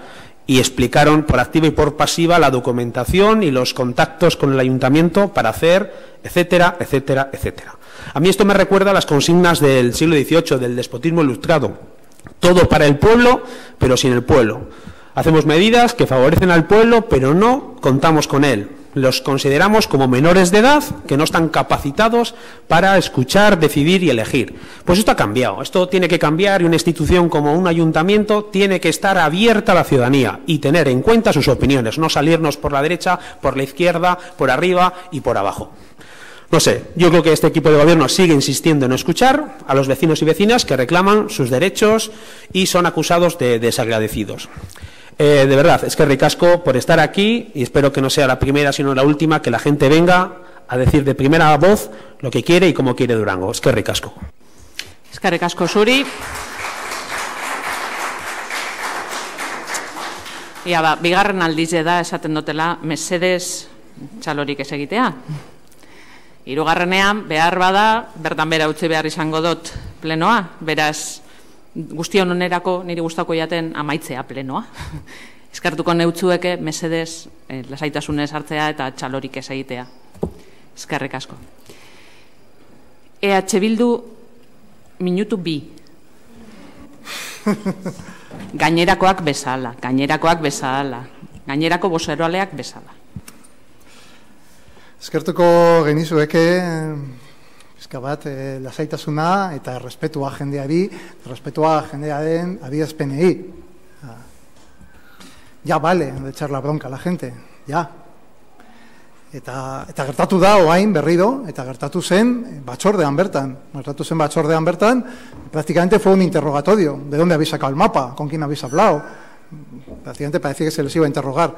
Pues, bueno, esto sube barcamen askatu. Yo como sentí un poco de vergüenza ajena, por nuestra parte por lo menos, y si hubiera pedido un poco perdón por la actitud del equipo de gobierno en la comisión, incluso hoy en el pleno con el tema de los aplausos. Entonces, pues bueno, creo que hay que tener un poco más de mano izquierda y hay que tener un poco de mejor trato con la gente. Errespetu falta da bebai, museo alternatibo bat aurkestea. Eta museo alternatibo bat aurkestea, praktikamente argudioak eman badik. Hau da, hemen argudioak eman dira, zergaitik ez den egokia parkin disuasodio bat hor, ze eragina izango du parkin disuasodio batek hor, eta argudioak eman dira, justo herri osoarekin lotutako argudioak, eta baita auzoarekin, berarekin lotutako argudioak. Y aquí, pues bueno, en lugar de contestar con contraargumentos, de contraargumentar, pues sin argumentos, sin rebatir esos argumentos, se presenta una moción alternativa que dice cosas lógicas, como que hay que hacer un estudio, pero creo que se han dado suficientes argumentos y de suficiente peso como para descartar ya, y por razones de afecciones al tráfico en todo el municipio, por razones de necesidad de espacios verdes en todo el municipio, por razones de calidad de vida en el barrio, por razones de deuda histórica con el barrio, hay suficientes argumentos y de peso como para hoy, ya y desde hoy, en este momento, tomar una decisión contundente en cuanto no se va a hacer un parking ahí. Esa es la decisión que hay que tomar hoy y que se puede tomar hoy. Y a partir de ahí seguiremos estudiando cosas, seguiremos estudiando alternativas, seguiremos estudiando propuestas. Pero la decisión es ya hoy. Y hoy se puede tomar y hoy se debe tomar. Y además es que no se han dado argumentos en otro sentido que no sea el de tomar esa decisión de el parking ahí no se va a hacer. Y ya veremos cómo solucionamos los problemas, que van mucho más allá de un parking. Esta debe ser la decisión y por último señalar además que hemos estrenado la ordenanza de participación y habéis tomado parte para presentar la moción de forma muy sólida además. Si queréis, al final del pleno podéis solicitar la palabra también otra vez si queréis volver a intervenir en torno a lo que ha ocurrido respecto del pleno. ¿Tenéis alguna valoración que hacer? Si no estoy equivocado. Pues bueno, es así. Entonces, si queréis al final podéis volver a tomar la palabra si no consideráis necesario. Os cortarán los tiempos también. Eskerrik asko. Gauza bat, ordena kontua. Zure boseralei hainbeste gustetan jakon ordena kontuen asunto horretan, Eta ordena kontu moduan sartuko dut nik puntu honetan nire kuñatxoa.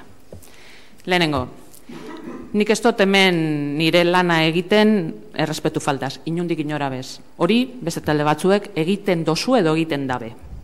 Bigarren, txaloen asuntoa nire lana da, nik nire lanean bete behar moduan daukadalako eta bestela idazkari jaunak esan dezala, ordena mantentzea pleno areto honetan. Beste hainbat, ez daukazu berbea. Eta hirugarren, oso eskuzabala izaten naz, hain zuzen be denporaren asuntoagaz. 5 minutu izaten dira lehenengo bueltan, eta 9 berbain dozuz, zure lehenengo buelta horretan. Beraz, oso eskuzabaltasunez, eta lasaitasunez aritu izaten naiz, eta malgutasunez. Ez jarri nigan guzurri ganean mesedez. Txanda izteko EAJ. Bai, erantzuna eskatzen jaku gaur, eta kritika egin jaku mozio alternatibo bat aurkeztu dugulako. Esan beharra dago, mozio alternatiboa aurkezteko eskubide osoa dugula, beste taldeek, beste batxutan ere, etorrita datorren lekutik mozioa be, aurkeztu izan da bien moduen. Eta uste dut, mozio honetan ez dugula esaten, batzarrean esan ez dugun ezer. Esango dut, gure erantzuna hau izan zen, eta hau mantendu egiten dugu. Nik badakit ez dela entzun nahi duten erantzuna. Entzun nahi duten erantzuna da, ez dugula parkin bat egingo bertan.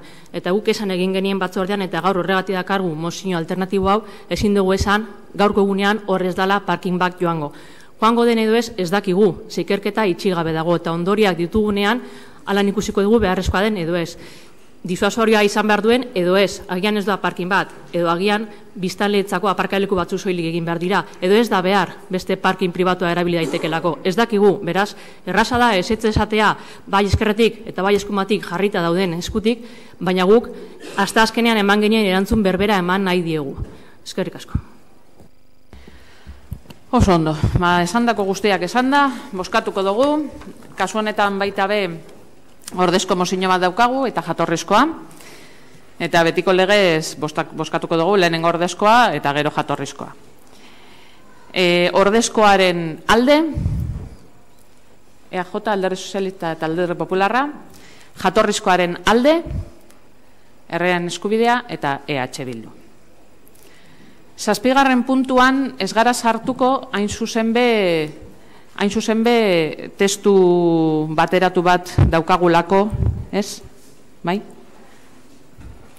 Ia ba, uste dut testu instituzional bat daukagula 7. puntuaren, ez dut esango ordez, 7. puntua atarako dugu gai ordenetik, hain zuzen be testu tekniko bat edo teknikariek antolatutako testu bat daukagulako, eta adierazpen moduan ago batez onartuko dugulako eta jendaurrean jendeari helaraziko deutzogulako. Bai? Bera, zuzenean 8. puntura pasako gara. Bai, hau argi daukagu, ez da? Bozeraleak eta argi daukagu testuarena eta 7. puntua eta hau guztia, hau, ez da? Bai, ez da? Bai. Bai. Baina, ez dakit, handik baietz dinostie, da eure direz proposatzaileak horretik dinot. Testuaren proposatzaileak eure direnez. Vale, bueno, zuzenean, zeuek holan, bai ez? Vale. Bai, esan, mesedez.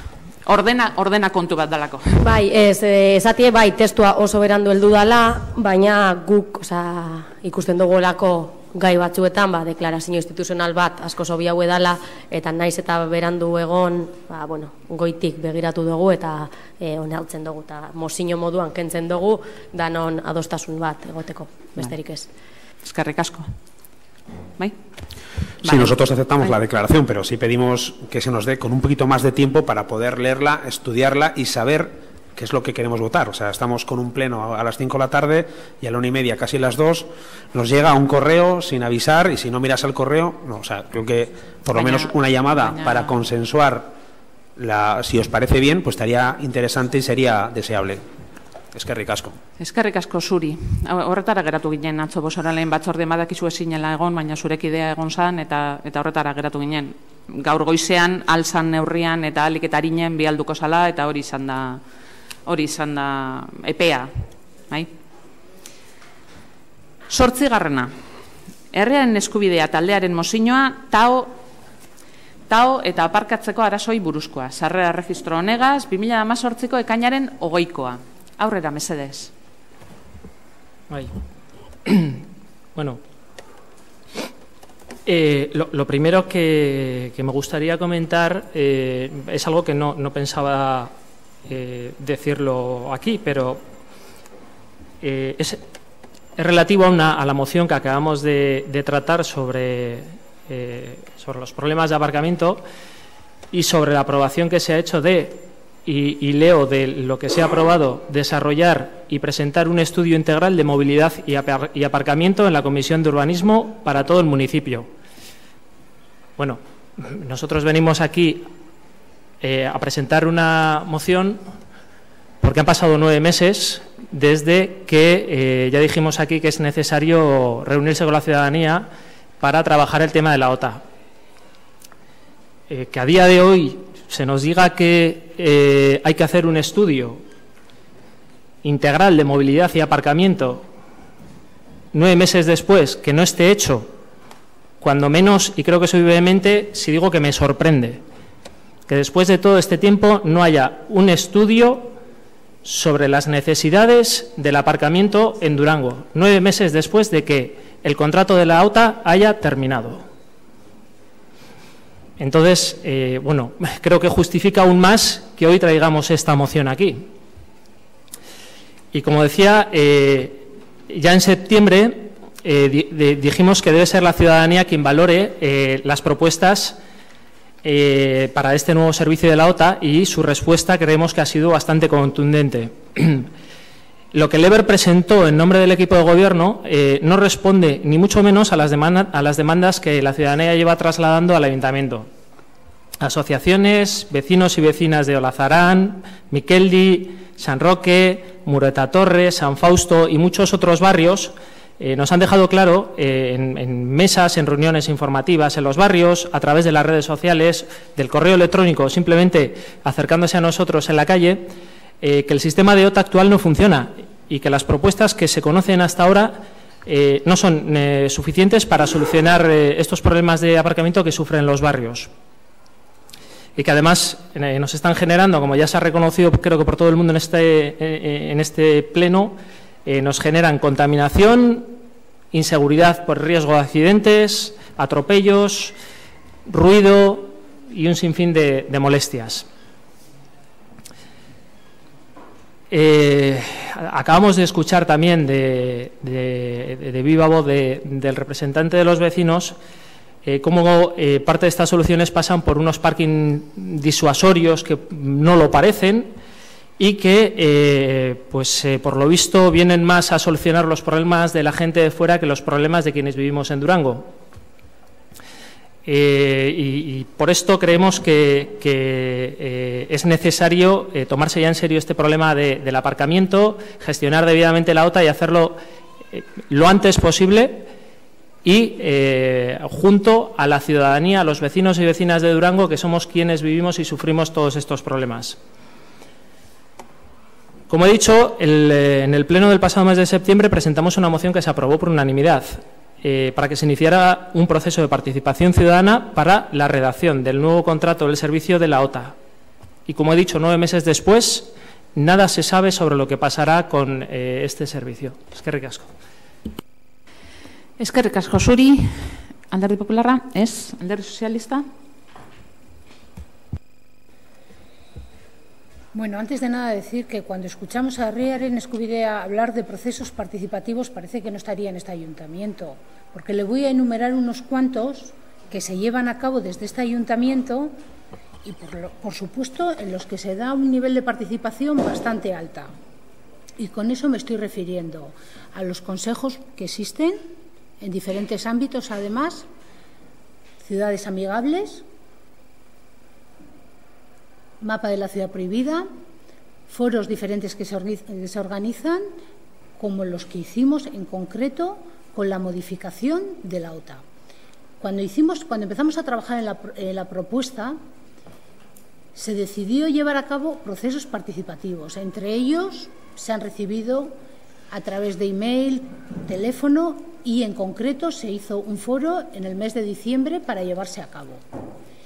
Parte de estas aportaciones se han incluido, se han llevado a cabo y en concreto voy a poner una encima de la mesa que es muy importante y es la del centro médico de Landako, que nos piden que haya una posibilidad de aparcamiento rápido para las personas mayores, que la persona que les acompaña no puede disponer de tiempo para buscar aparcamiento y es una necesidad importante.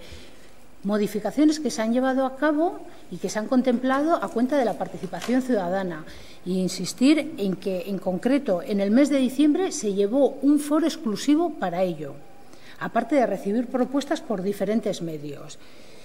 Entonces, que se diga que no se está teniendo en cuenta a la ciudadanía con las aportaciones que se están haciendo, eso es faltar a la verdad, porque no es real. Otra cosa es que no le guste cómo se están haciendo, pues lo sentimos muchísimo, pero que se está teniendo en cuenta, eso es una realidad. Eskerrik asko, EH Bildu. Bai, arratzalde hone guztioi. Lehenko eta bain esateko guretzako tau sistema bezalako ordenantze bat edo aparkalekua arautzen dauen ordenantza bat herritarren parte hartzerekin egitea ezinbestekoa dela. Berez alde horretatik alde bozkatuko dugu herriaren eskubideak aurkeztutako mozioan, naiz eta aldaketa txikitxo bat proposatuko diegu euren mozioan. Hortik aurrera esatie guretzako gaur egun ezin direla egin mota honetako ordenantzak, mota honetako aldaketak herritarren egunerokotasunean zerikusia handia duten erabakietan herritarren parte hartze barik eta kontutan hartu barik.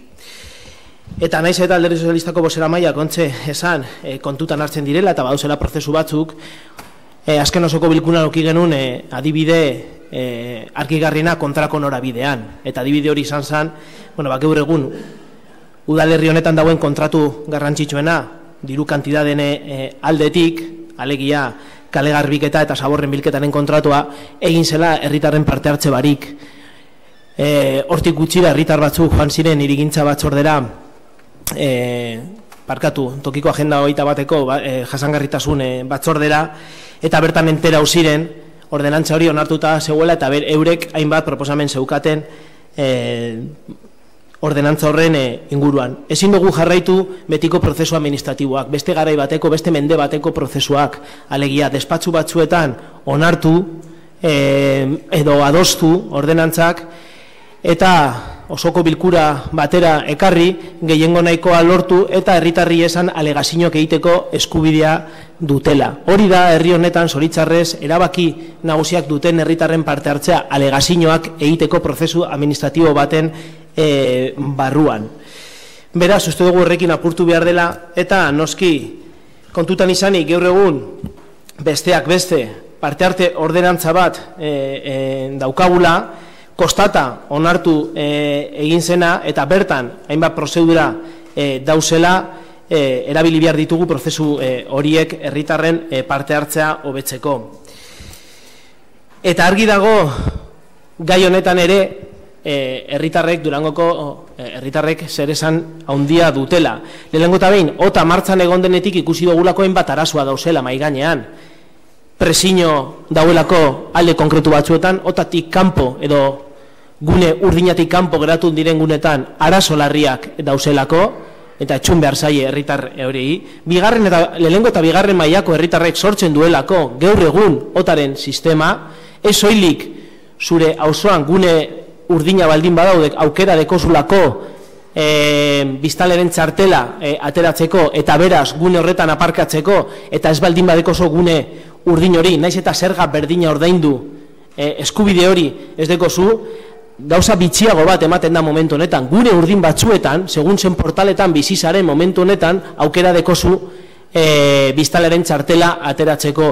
Beraz, lehenengo eta bigarren mailako durangarrek daude, segun ze portalean bizi denen momentu honetan aparkatzerako orduan, eta horreri buelta bat eman behar zaio, eta errentarako herritarri entzun behar zaie.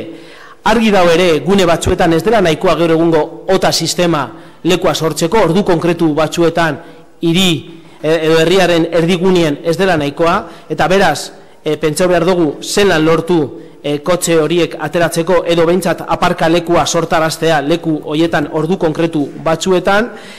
Zer esanik ez, merkatariei, tokiko merkatariei entzun behar diogu ere prozesu honetan, ez soilik esan alegaziñok aurkezteko aukera dutela bere garaian egin zan bezalase, edo bestela epaitegira jotzeko aukera dutela, baizik eta lehengo momentutik entzun merkatariei euren negozioi ere eragin zuzena egiten dielako OTAren sistema, eta zelan ez, azken finean egin behar dugu aparkalekuaren inguruan berba, herritarrekin batera, eta gaur eztabaidatu den beste mozioan gertatu den bezalase mugikortasuna eta aparkalekuaren inguruan herritarren hitza entzun. Momentu honetan lotsagarria delako Euskotrenek edo tren geltoki azpian dauzen 200 plaza utzik ikustea egunero, eta gero hemen planteatzea leku konkretu batzuetan parking disuasoriok egin behar direla. Hori lotsagarria da, eta ezaigu duina iruditzen herritarrei esan behar zaiela, edo herritarrei ematen zaien erantzuna edo guri ematen zaigun erantzuna izatea hori Euskotrenen kompetentzia bat dela. Administrazio publiko bada, lurzoru publiko batean, eta beraz 200 plaza horiek irizpide publiko batetin eta irizpide orokorrek jarraituta kudeatu behar dira bai ala bai.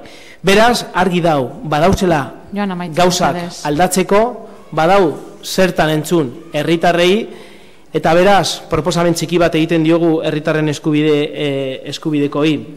Eta da, eure mozino lehengo puntuan, eskatzen dioguna da, gaur egun, dekogun ordenantzan dauen mekanismo bat erabiltzea.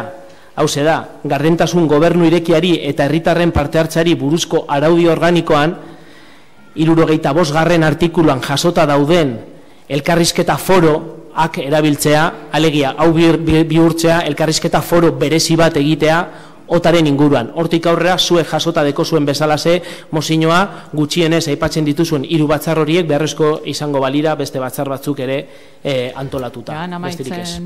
Eskerrik asko. EAJ? Txanda izteko, herriaren eskubidea, txanda izteko.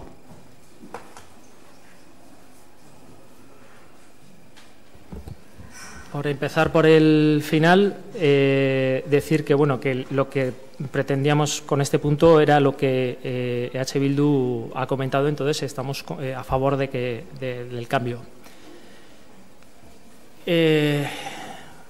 Por otro lado, me gustaría dejar una pregunta en el aire, a ver si sabe alguien contestármela, que es cuántas veces se ha reunido el foro de la Agenda Local 21 en esta legislatura. Por otro lado, y siguiendo con el tema, decir que, bueno, como ya he dicho antes, el 1 de octubre de 2017 finalizó el actual contrato del servicio de la OTA, y en una de las actas aprobadas hoy mismo se dice que el 14 de septiembre fue aprobado por Comisión de Gobierno una ampliación extraordinaria, así que el contrato seguirá en vigor hasta que se formalice la próxima licitación, es decir, indefinidamente. Nuevamente, ya unas cuantas veces, nos toca ver un contrato con ampliación, segunda ampliación, ampliación extraordinaria, ampliación extraordinaria, y podemos seguir así. Parece ser que en lugar de gestionar los nuevos contratos se dedican a alargar indefinidamente los servicios que ya han caducado y que no responden a las necesidades actuales para los que están pensados esos servicios. Como ya pasará en otras ocasiones, como los servicios postales, el servicio de basuras, que también se ha comentado aquí, u otros servicios. Como he dicho antes, presentamos en septiembre la moción para que se iniciara un proceso de participación ciudadana para la redacción del nuevo contrato de la OTA. Y si bien es cierto que ha habido una reunión, esta reunión ha consistido en que los vecinos se enteraron bastante tarde de que había una reunión, no pudo ir mucha gente porque tenía otros compromisos, y dejaron bien claro el descontento de la gran mayoría de la ciudadanía con lo que se estaba presentando.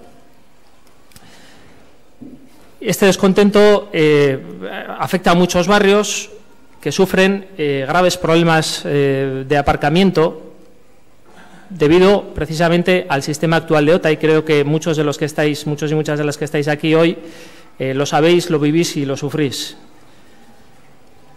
En febrero, la última encuesta realizada en Durango volvió a ratificar lo que venimos diciendo desde hace ya tiempo, que el aparcamiento, que la contaminación y que la seguridad vial son o aparecen como los principales problemas que preocupan a la ciudadanía.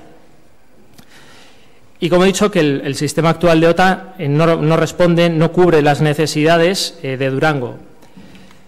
Creemos que para entender la complejidad del problema no basta con visitar las zonas un par de días, como se nos ha trasladado que se ha hecho, sino que es necesario estar con quienes vivimos cada día estos problemas, con quienes sufrimos, con quienes sabemos realmente lo que pasa en cada barrio, que somos los durangueses y duranguesas. Y creemos que esta es la fórmula y la forma de hacer las cosas en esto y en todo, y por eso lo vamos a seguir defendiendo. Eskerrik asko. Eskerrik asko zuri, bigarren txandan sartuko gara, Alderdi Popularra, Alderdi Sozialista, EH Bildu. Ez. Ba, EAJaren izenean nik neuk parte hartuko dut. Hain zuzen be, parte hartze asunto horregaz, nik uste dut arazo txikitxo bat dagoela herriaren eskubidean. Herriaren eskubideak uste dau parte hartzea bakarrik dala berak egiten dauena. Edota EH Bilduk egiten dauena, baita be. Eta esaku berberean sartu aldan. Gainerako egiten duguna, ez da ez parte hartzailetza ez ezer.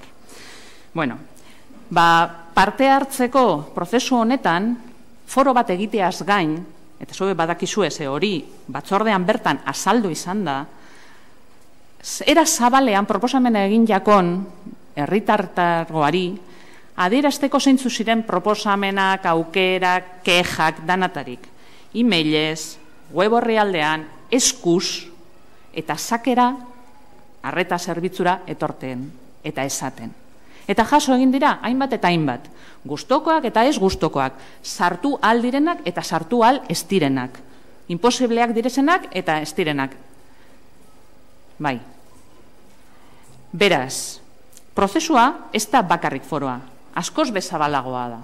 Eta foroari ja lotuta, ni neu egon nintzen foro horretan. Badakizu egon zinela, gobernu taldetik uste dut 8 bat persona egon ginela, 10 gara guztira, eta zuk adierazten dozuna, esala egon deskontentoa edo egon zala, jentea azarre egon zala, edo alako zeo zer esan dozu, inondik inora bez, eneban ikusi, baina izan leike Durangar enazela, Durangar zeue bakarrik basarie, gainerako guztiak antza extraterrestreak gara. Beraz, extraterrestreok ikusten dugu gauza batzuk, eta Durangarrak beste gauza batzuk ikusten dugu ez. Ba, sentitzen dut, baina hori esan holan izan. Eta bestela, galdetu persona objektibo bateri, hain zuzen be teknikari jaunari. Oporretan dago aste honetan, baina astelenean egongo da. Eta erantzun guztiak emongo ditu. Eskerrik asko. Eta orain txanda izteko herrian eskubidea. Sí. Bueno, pues por seguir con el tema, voy a empezar nombrando lo que se aprobó en este pleno, que es, a ver si lo encuentro, que lo tengo aquí.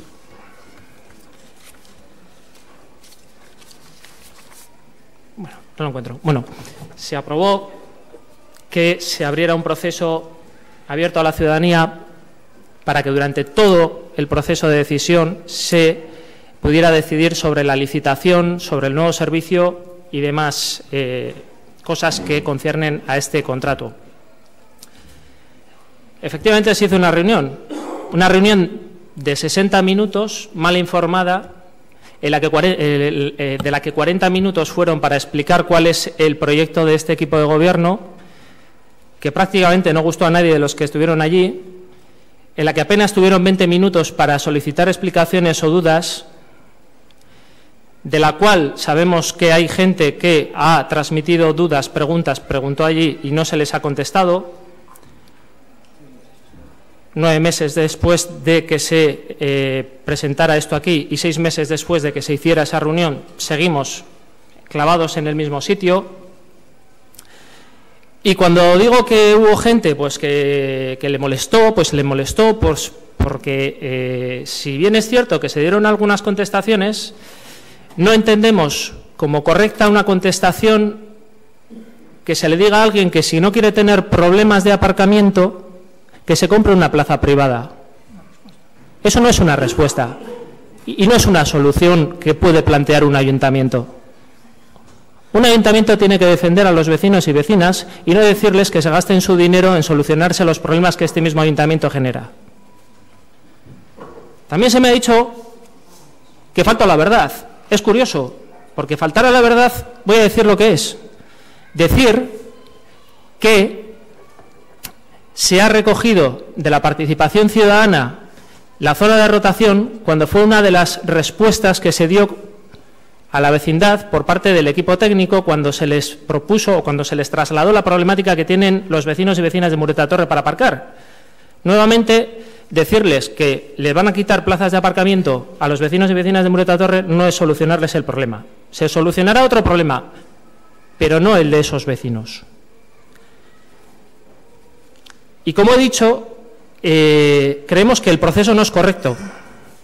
Puede que no sea la única forma de hacer las cosas la que nosotros creemos, pero desde luego no creemos que este tipo de reuniones en las que apenas hay participación, en las que no se contesta, en las que pasan 6 meses y no hay respuestas, sean adecuadas. Creemos que se ha alargado mucho en el... Enseguida termino. Creemos que no se ha gestionado bien y creemos que ya que se ha alargado en el tiempo, porque esto viene desde octubre, al menos tendrían que tener la sensatez de hacer las reuniones con los vecinos y vecinas que fueran necesarias y en un horario y con un preaviso suficiente para facilitar la participación ciudadana. Porque la OTA es un servicio para todos y para todas y no puede generar ciudadanía de primera y de segunda clase. Bajen a la calle a trabajar con las personas y para las personas, porque hay barrios en los que se pueden recoger muchas opiniones y muy valiosas quejas, sugerencias de quienes vivimos en ellos. Y creemos que esa es la forma correcta de hacer las cosas. Eskerrik asko. Eskerrik asko zuri, bozkatuko dugu. 8. puntuan gagoz, herriaren eskubidea taldearen mozioa, tao eta aparkatzeko arazoi buruzkoa aparkatu, sarrera registro honegaz 2018ko ekainaren 20koa. Alde, herriaren eskubidea eta EH Bildu, kontra, EAJ, Alderdi Sozialista eta Alderdi Popularra. 9. eskaerak eta itaunak. Lehenengo herriaren eskubidea, lehenengo Julián Ríos eta gero Eider Uribe, ¿vale? Bueno, pues yo sigo con lo mismo. Empezó siendo una pregunta y es un ruego, y por 6º mes consecutivo solicito el informe de calidad del aire en el que no lo tratamos ni en los plenos ni en las comisiones. Está en busca y captura, no lo encontramos y nos gustaría que tratáramos, porque siempre hemos dicho que es un tema prioritario. Seguimos con días en que los índices de calidad del aire son muy altos y son dañinos para la salud de la gente. Espero y deseo que pronto nos den algo de información sobre eso, porque no se trata en ningún sitio. Eskerrik asko. Eskerrik asko zuri. Eider Uribe. Bai, ostegun honetan kulturalari harrera egingo jako udaletxe honetan, gure aldetik zoriona kulturalari, baina uste dugu zoriondu bioguzen beste talde batzuk bai badauzela adibidez, Durango Rugby taldea eta Eskuerdi bai batzuk igo dieselako eta beste batzuk alegin handiak egin dabieselako bigarren mailan mantentzeko, azkenien orezko B mailan dauz, 15 urte segiduen Durangoko jokalariekaz eta guk uste dugu bai merezi dabiela, ez dakit omenaldi, ero behintzet gure aldeko harrera bat guztiek. Segiduten pizkatzu bat lehen landudan gai bategaz, hainbat hileak eruten dugu eskatzen presio publikoen inguruko txosten bat. Gure galdera klaroa izeten da, Durangoko eta kanpokoek diferentziak euki aldabia espresioaren aldetik, bai edo ez. Badakigu beste udal batzutan idazkariek txosten bat egin dabiela eta zein dan emaitza. Eskatzen duguna da Durangon be txosten hau egitea. Airearen kalidadeaga segiduta badakigu aste honetan, astelenean Eusko Jaurlaritzatik, Eusko Jaurlaritzatik datuak heldu diesela, airearen kalitatearen txosten heldu da, guk eskatu dugu idatziz eta eskatzen duguna da zenbatetarinen datu hauek guri eta mundu guztiari ezagutaraztie. Madalenako ermita dala eta eskatzen duguna da bebai udalak, udal moduan asanblada bat deitzea, ze, kasu honetan EH Bilduk egin zauen asanblada bat, lehen beste puntu baten esan dugun moduan jendea gerturatu zen, zelan ez, baina udal mailako asanblada bat izaten bada, printzipioz jende gehiago erbilduko da, eta informazio asko atara aldugu. Eta azken galdera moduan, ez dakit ja martxoan edo izan zen, egon zen kreditu aldarazpen bat diru kantidade askokaz. Horietako bat izan zen, Matadero inguruko, Txintxaunen inguruko diru partida. Gauza da, emoten dauenez, hori kreditu aldarazpena, ez da goratzen laua, ez, bigarrena zen, modificación de crédito número 2 del 2018. Anulatu zen, ez dakigu segaitik, eskatzen duguna da salpenak emotie segaitik anulatu dan, eta bide batez segaitik ez dan hori plenora ekarri, seguri emon jakun azken azalpena da plenotik pasatuko zala diru kantidade hori eta beste asko, eta hori da guztia. Eskerrik asko. Eskerrik asko zuri, saiatuko naz euretako batzuk erantzuten. Julianek galdetutakoaren inguruan, baina lotuta Idarrek aipatutako horregaz, esango nuke hori, ikusi dut zeuen eskaera, EH Bilduk eginiko eskaera, eta jaso egin dugula oraintsu testu hori, jaso egingo dozue, eta aprobetxetan dut pleno hau horretara esateko, teknikariaren gandik eta teknikariaren azalpenakaz, testua, nik pentsetan dut testua, txostena hobe esan da, batzordean bertan, uste dut jasangarritasun batzordea dela egokiena horretarako, eta jasangarritasun batzorde horretan teknikariaren azalpenakaz batera, emongo da ale bat talde bakotxeko. Hori izango da, dinot, erantzun moduan, ez dakik galdera edo erregua dan, baina bardin jate, hori alde batetik. Bestetik, rugbiarena eta kulturalarena eta, ez da gauza bera igotzea edo mantentzea. Ni badakit meritua badagoela tartean, baina, printzipioz, eztabaidatu aldugu, kulturalarena martxan dago, atzo aipatu honeban moduan, eta rugbiarena, pentsatu aldugu beste mota bateko errekonozimendu bat egitea. Ez hain esplosiboa nahi baduzu, ez bada, beste mota bateko aintzat hartzea, aintzat espena. Baina, hori nik uste dut, berbain behar dela teknikariagaz eta obadala beste erabatera bideratzea.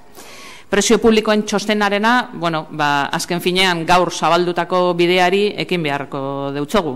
Kuriosoa egin jate, hainbeste galdetu zuk zeuk, hain zuzen be, kontu hau badatorren alazatorren eta gero abstentzioa boskatzea.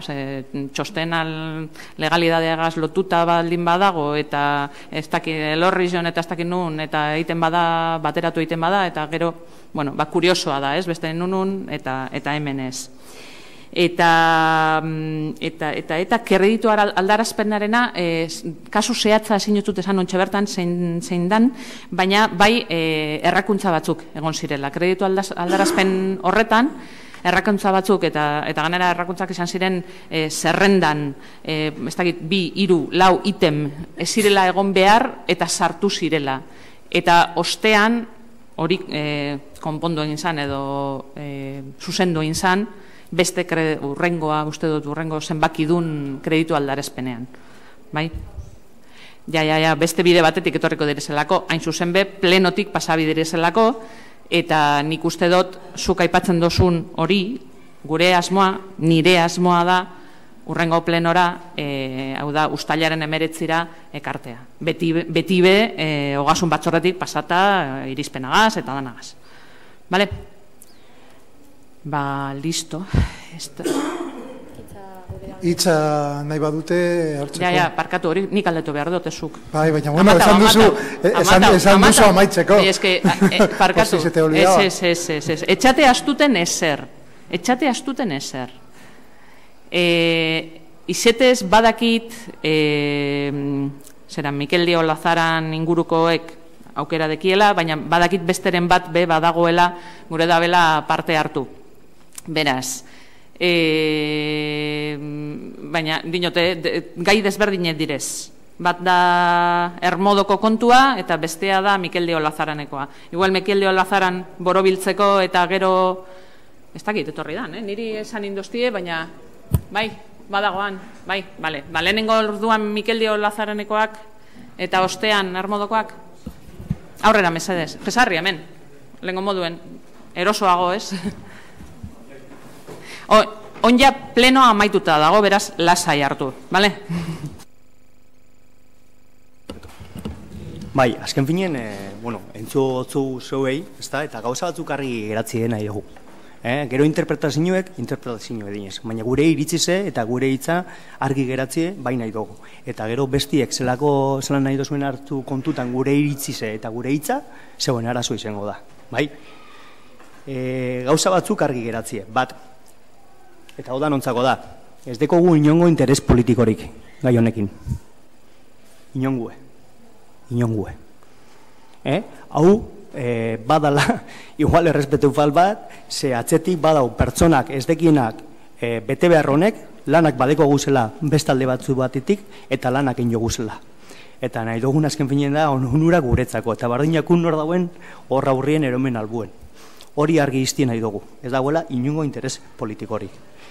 Bai, eta alde horretatik bai, usteot gure aldetik, eta hor irigintza komisioen holan bada, gure jarrerie usteot dotori izan da alde horretatik eta ez dugu zela nahaztu gauzak. Bai. Bestetik, mozinoen aldetik, ez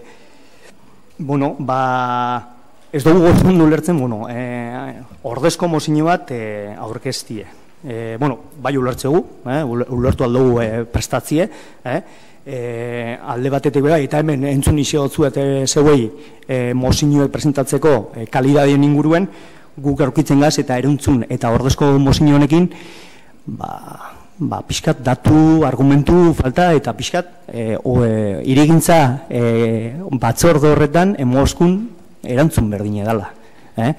Orduen, alde horretatik berdin juten gaz. Bai badakigu bakoitza zelan posizionatzen dan, baina ez dekogula ziurtasunik hori ez dela egingo. Bai, orduen, gure horretan jarraitzuko bentzetan zeuebe guri kontuten eukiteko bai. Orduen, tinko mantentuko gaz gure reivindikazioetan, eta inkluso laguntzeko bai eta alternatibat aurkitzeko. Gero bestetik bai komentatzie. Kontuta haukin, hausune berriztua da, jente asko, azken finien profil anitzeko hausune bada, eta alde horretatik bai bestiaz lotute aurkitzu gozeo zer amon komunin daukogun interesa. Eta horregatik batu ingaz, helburu berdineaz. Gero entzu isegu, eta honekin jamaitzeot, Durango, ez dala Durango bakarrik, baizik eta, mankomunidade ero, hiriburu moruen ero, zentro moruen bai, beste herritatik datozenak eta bebai, barazuei bebai, sensibilia de puntu hori dekogula bebai, ez da? Eta gube honartzugu, eta ona da, beste herri batzuetako jentia ona etortzie. Ez da? Konbertzizuai galdetzen batzazu, bazken finien, dano gauza doz, bai? Baina, ja, irtenbidiek Durango bakarrik ez, baizik eta beste herri batzutako udalak be implikaute egon albadiez, hobeto. Irtenbideek eta amankumin hartzen baguz eta danon artien, igual, danontzako be, hobi hori izango da. Eta hori izan bakarrik nahi genduna argi iztie. Eskerrik asko berri bai. Eskerrik asko. Bai, oin bai, amaitu da plenoa. Ekin.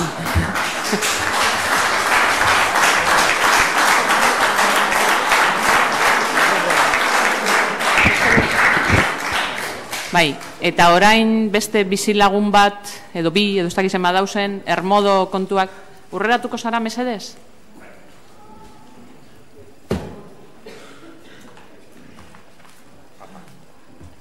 arrastion danoi, bai? Batzuk ezagutzen duzue, alderdi politiko guztietatik, eta nik Madalena Tarrana izene aldetik, nire hitza edo nire iritzia bota dezaketamen, bai? Gaztenean adieraziko dut hobeto, danok ulertu dezagun, bale? Digo que como madaleniense que me considero de toda la vida y nacido enfrente de la ermita, pues bueno, pues he tenido reuniones con algunos de vosotros, telefónicas o presenciales, y bueno, he dado un poco mi opinión al respecto, ¿no? Pero bueno, me gustaría darlo delante de todos vosotros, que sois los representantes políticos, que se eligen cada 4 años con elecciones, y la participación también ahí se estipula también un poquito, ¿no? Como estéis enfocados y demás, ¿no? Digo esto porque el tema de la participación, para gente que tenemos ocupaciones igual a la tarde o a la mañana, es complicado ser participativo en un pueblo donde hay muchas actuaciones participativas, ¿sí? Y entonces, claro, si no delegamos nuestros intereses o intenciones en un partido político, es complicado a veces participar, tanto de participar y participar, y es un poco crítica constructiva para los que tenéis en vuestra filosofía la participación ciudadana. También tened en cuenta que los ciudadanos a veces no podemos participar todo lo que debemos participar, ¿entendido? Y esto que quede bien claro. ¿Por qué? Yo de Madalena soy y de Madalena pertenezco y mi corazón está en ello, ¿de acuerdo? Entonces, que un partido político me parece correcto, que hagáis una valoración o una asamblea, una asamblada, como queramos decirlo, del barrio, ¿de acuerdo? Aparecen 20 personas, 25, no más, me parece bien, un 1%, un 5% de lo que es la población del barrio, ¿sí? Y con esto saca conclusiones, me parece un poco osado, ¿de acuerdo? Desde mi punto de vista, un poco osado, y creo que tenéis que trabajar un poco más la pedagogía de la participación ciudadana, que todos vosotros estáis como abanderados. Me parece genial, me parece estupendo, pero igual hay que trabajarlo un poco más con los ciudadanos para que los ciudadanos podamos participar. Igual hay que hacer los sábados a la mañana las asambleas participativas, igual hay que hacer un domingo a la tarde, igual hay que impulsar a la gente a que participe, ¿sí? ¿De acuerdo? Yo creo que tenéis que valorar un poquito y un poco reflexionar en eso, ¿de acuerdo? Creo que es una crítica constructiva que os hago, ¿de acuerdo? No me parece mal la participación, pero sí me parece mal que vosotros, ciudadanos comprometidos con la política, tengáis presente las condiciones que los ciudadanos normales de a pie, que tenemos que trabajar también en otras circunstancias, para que podamos participar y demos voto, ¿de acuerdo? Yo creo que me conocéis todos un poco como soy y creo que soy claro normalmente en lo que digo. Por otra parte, pues también al equipo de gobierno y tal, pues igual un poco más de claridad a veces en cuanto a participación. Igual yo, que soy ciudadano poco participativo, pues igual sería interesante que los ciudadanos en general sepamos de las actuaciones del equipo de gobierno, pues que a veces igual no nos enteramos y somos igual amigos o compañeros o demás. Una crítica también no solo a vosotros, sino también a los que tal vez están en el gobierno, ¿no? A día de hoy, ¿no? Bueno, Madalena, ¿qué es? Madalena es la ermita. ¿Qué es Madalena? Para mí tú vives en Madalena. Para mí tú vives en Madalena. ¿Sí? Y para mí el barrio nuevo que ha aparecido aquí, que antes era todo fábricas, para mí es Madalena.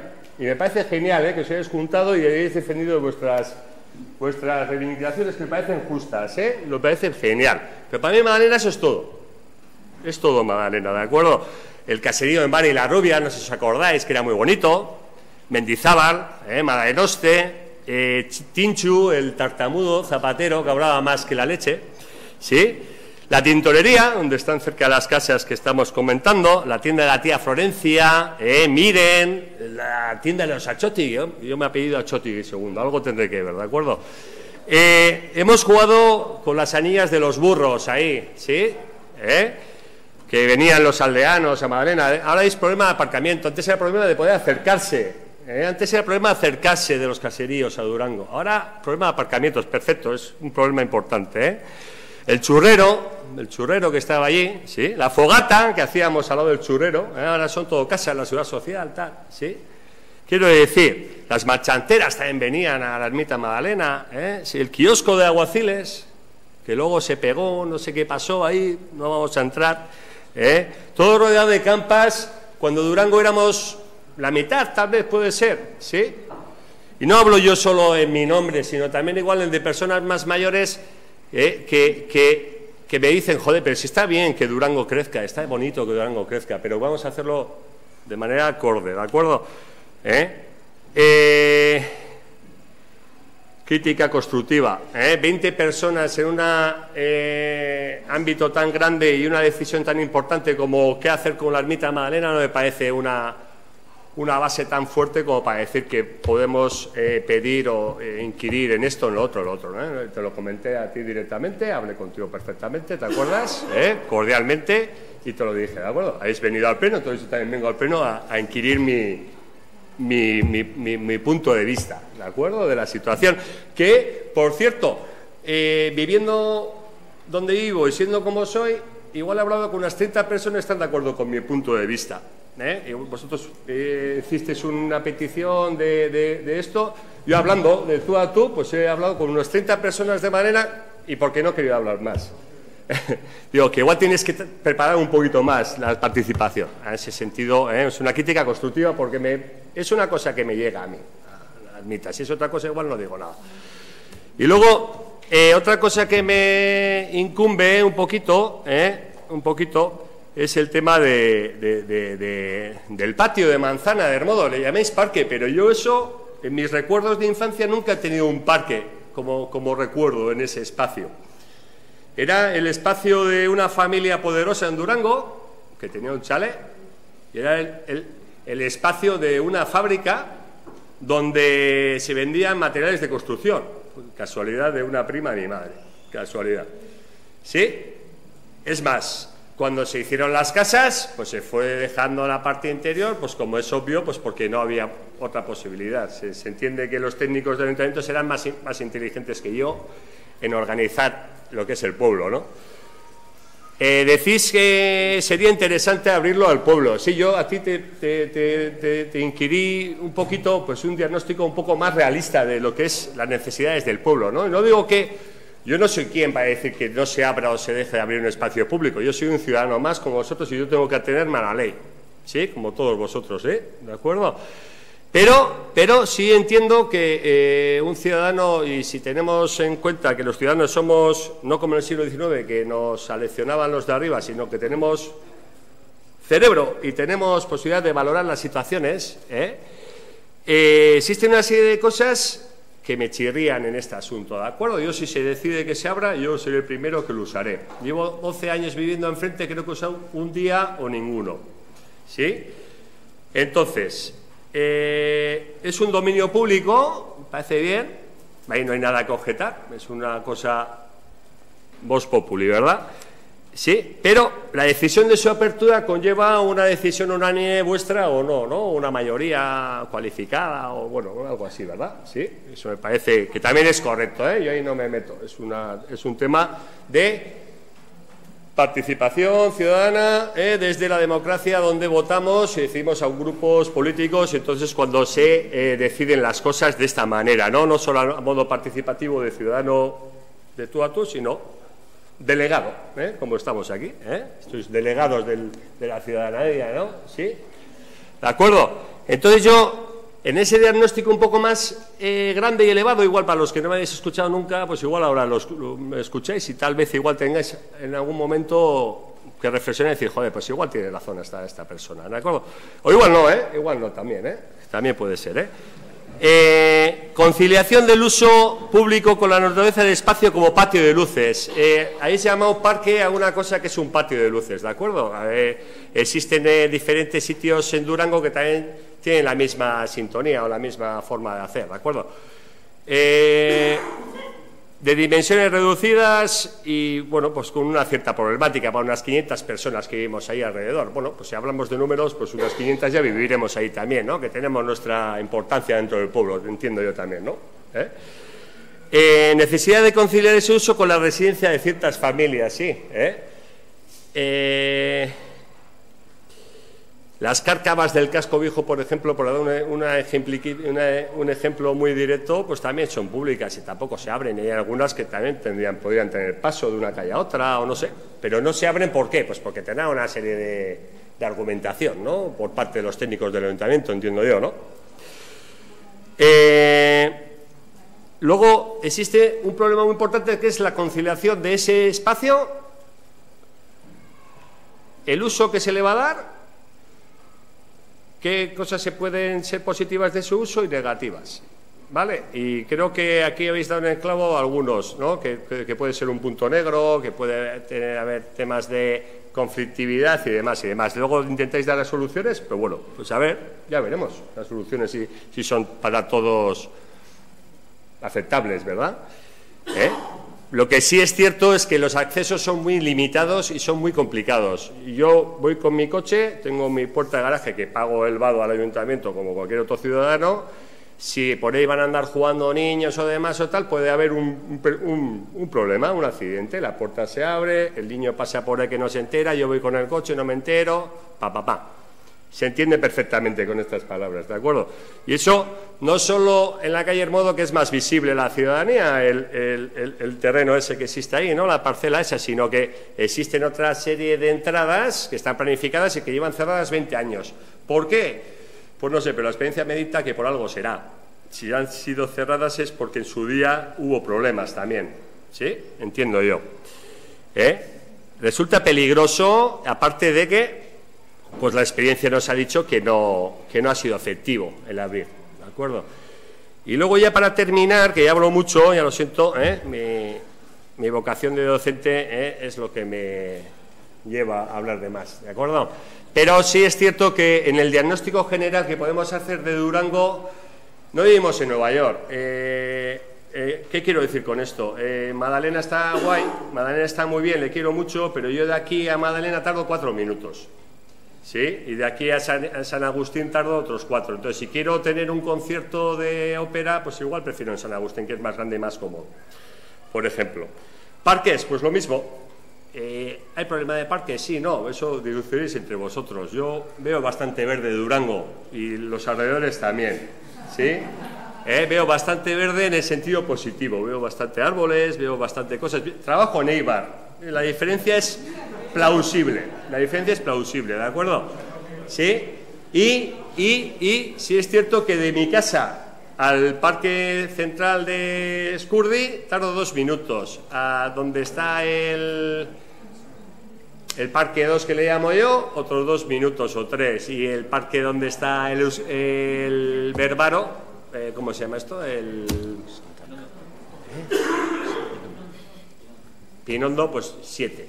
Y luego también donde está, lo voy a decir, la feria de muestras y demás, pues 3 minutos también. Yo creo que Durango no es Nueva York y también tenemos que intentar un poquito centrar los servicios, que no se puede tener servicios en todos los barrios, sobre todo céntricos. Los periféricos tal vez sí, los periféricos igual el de Ría, pues está genial que se haga algo ahí, me parece muy bien, pero igual Madalena es el centro, te lo dice. Bueno, barkatu eskerrik asko, ¿vale?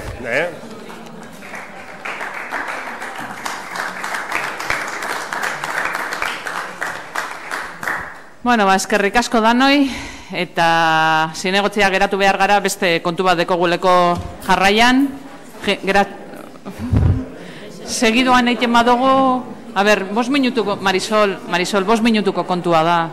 Tita egiten dugu da, bai?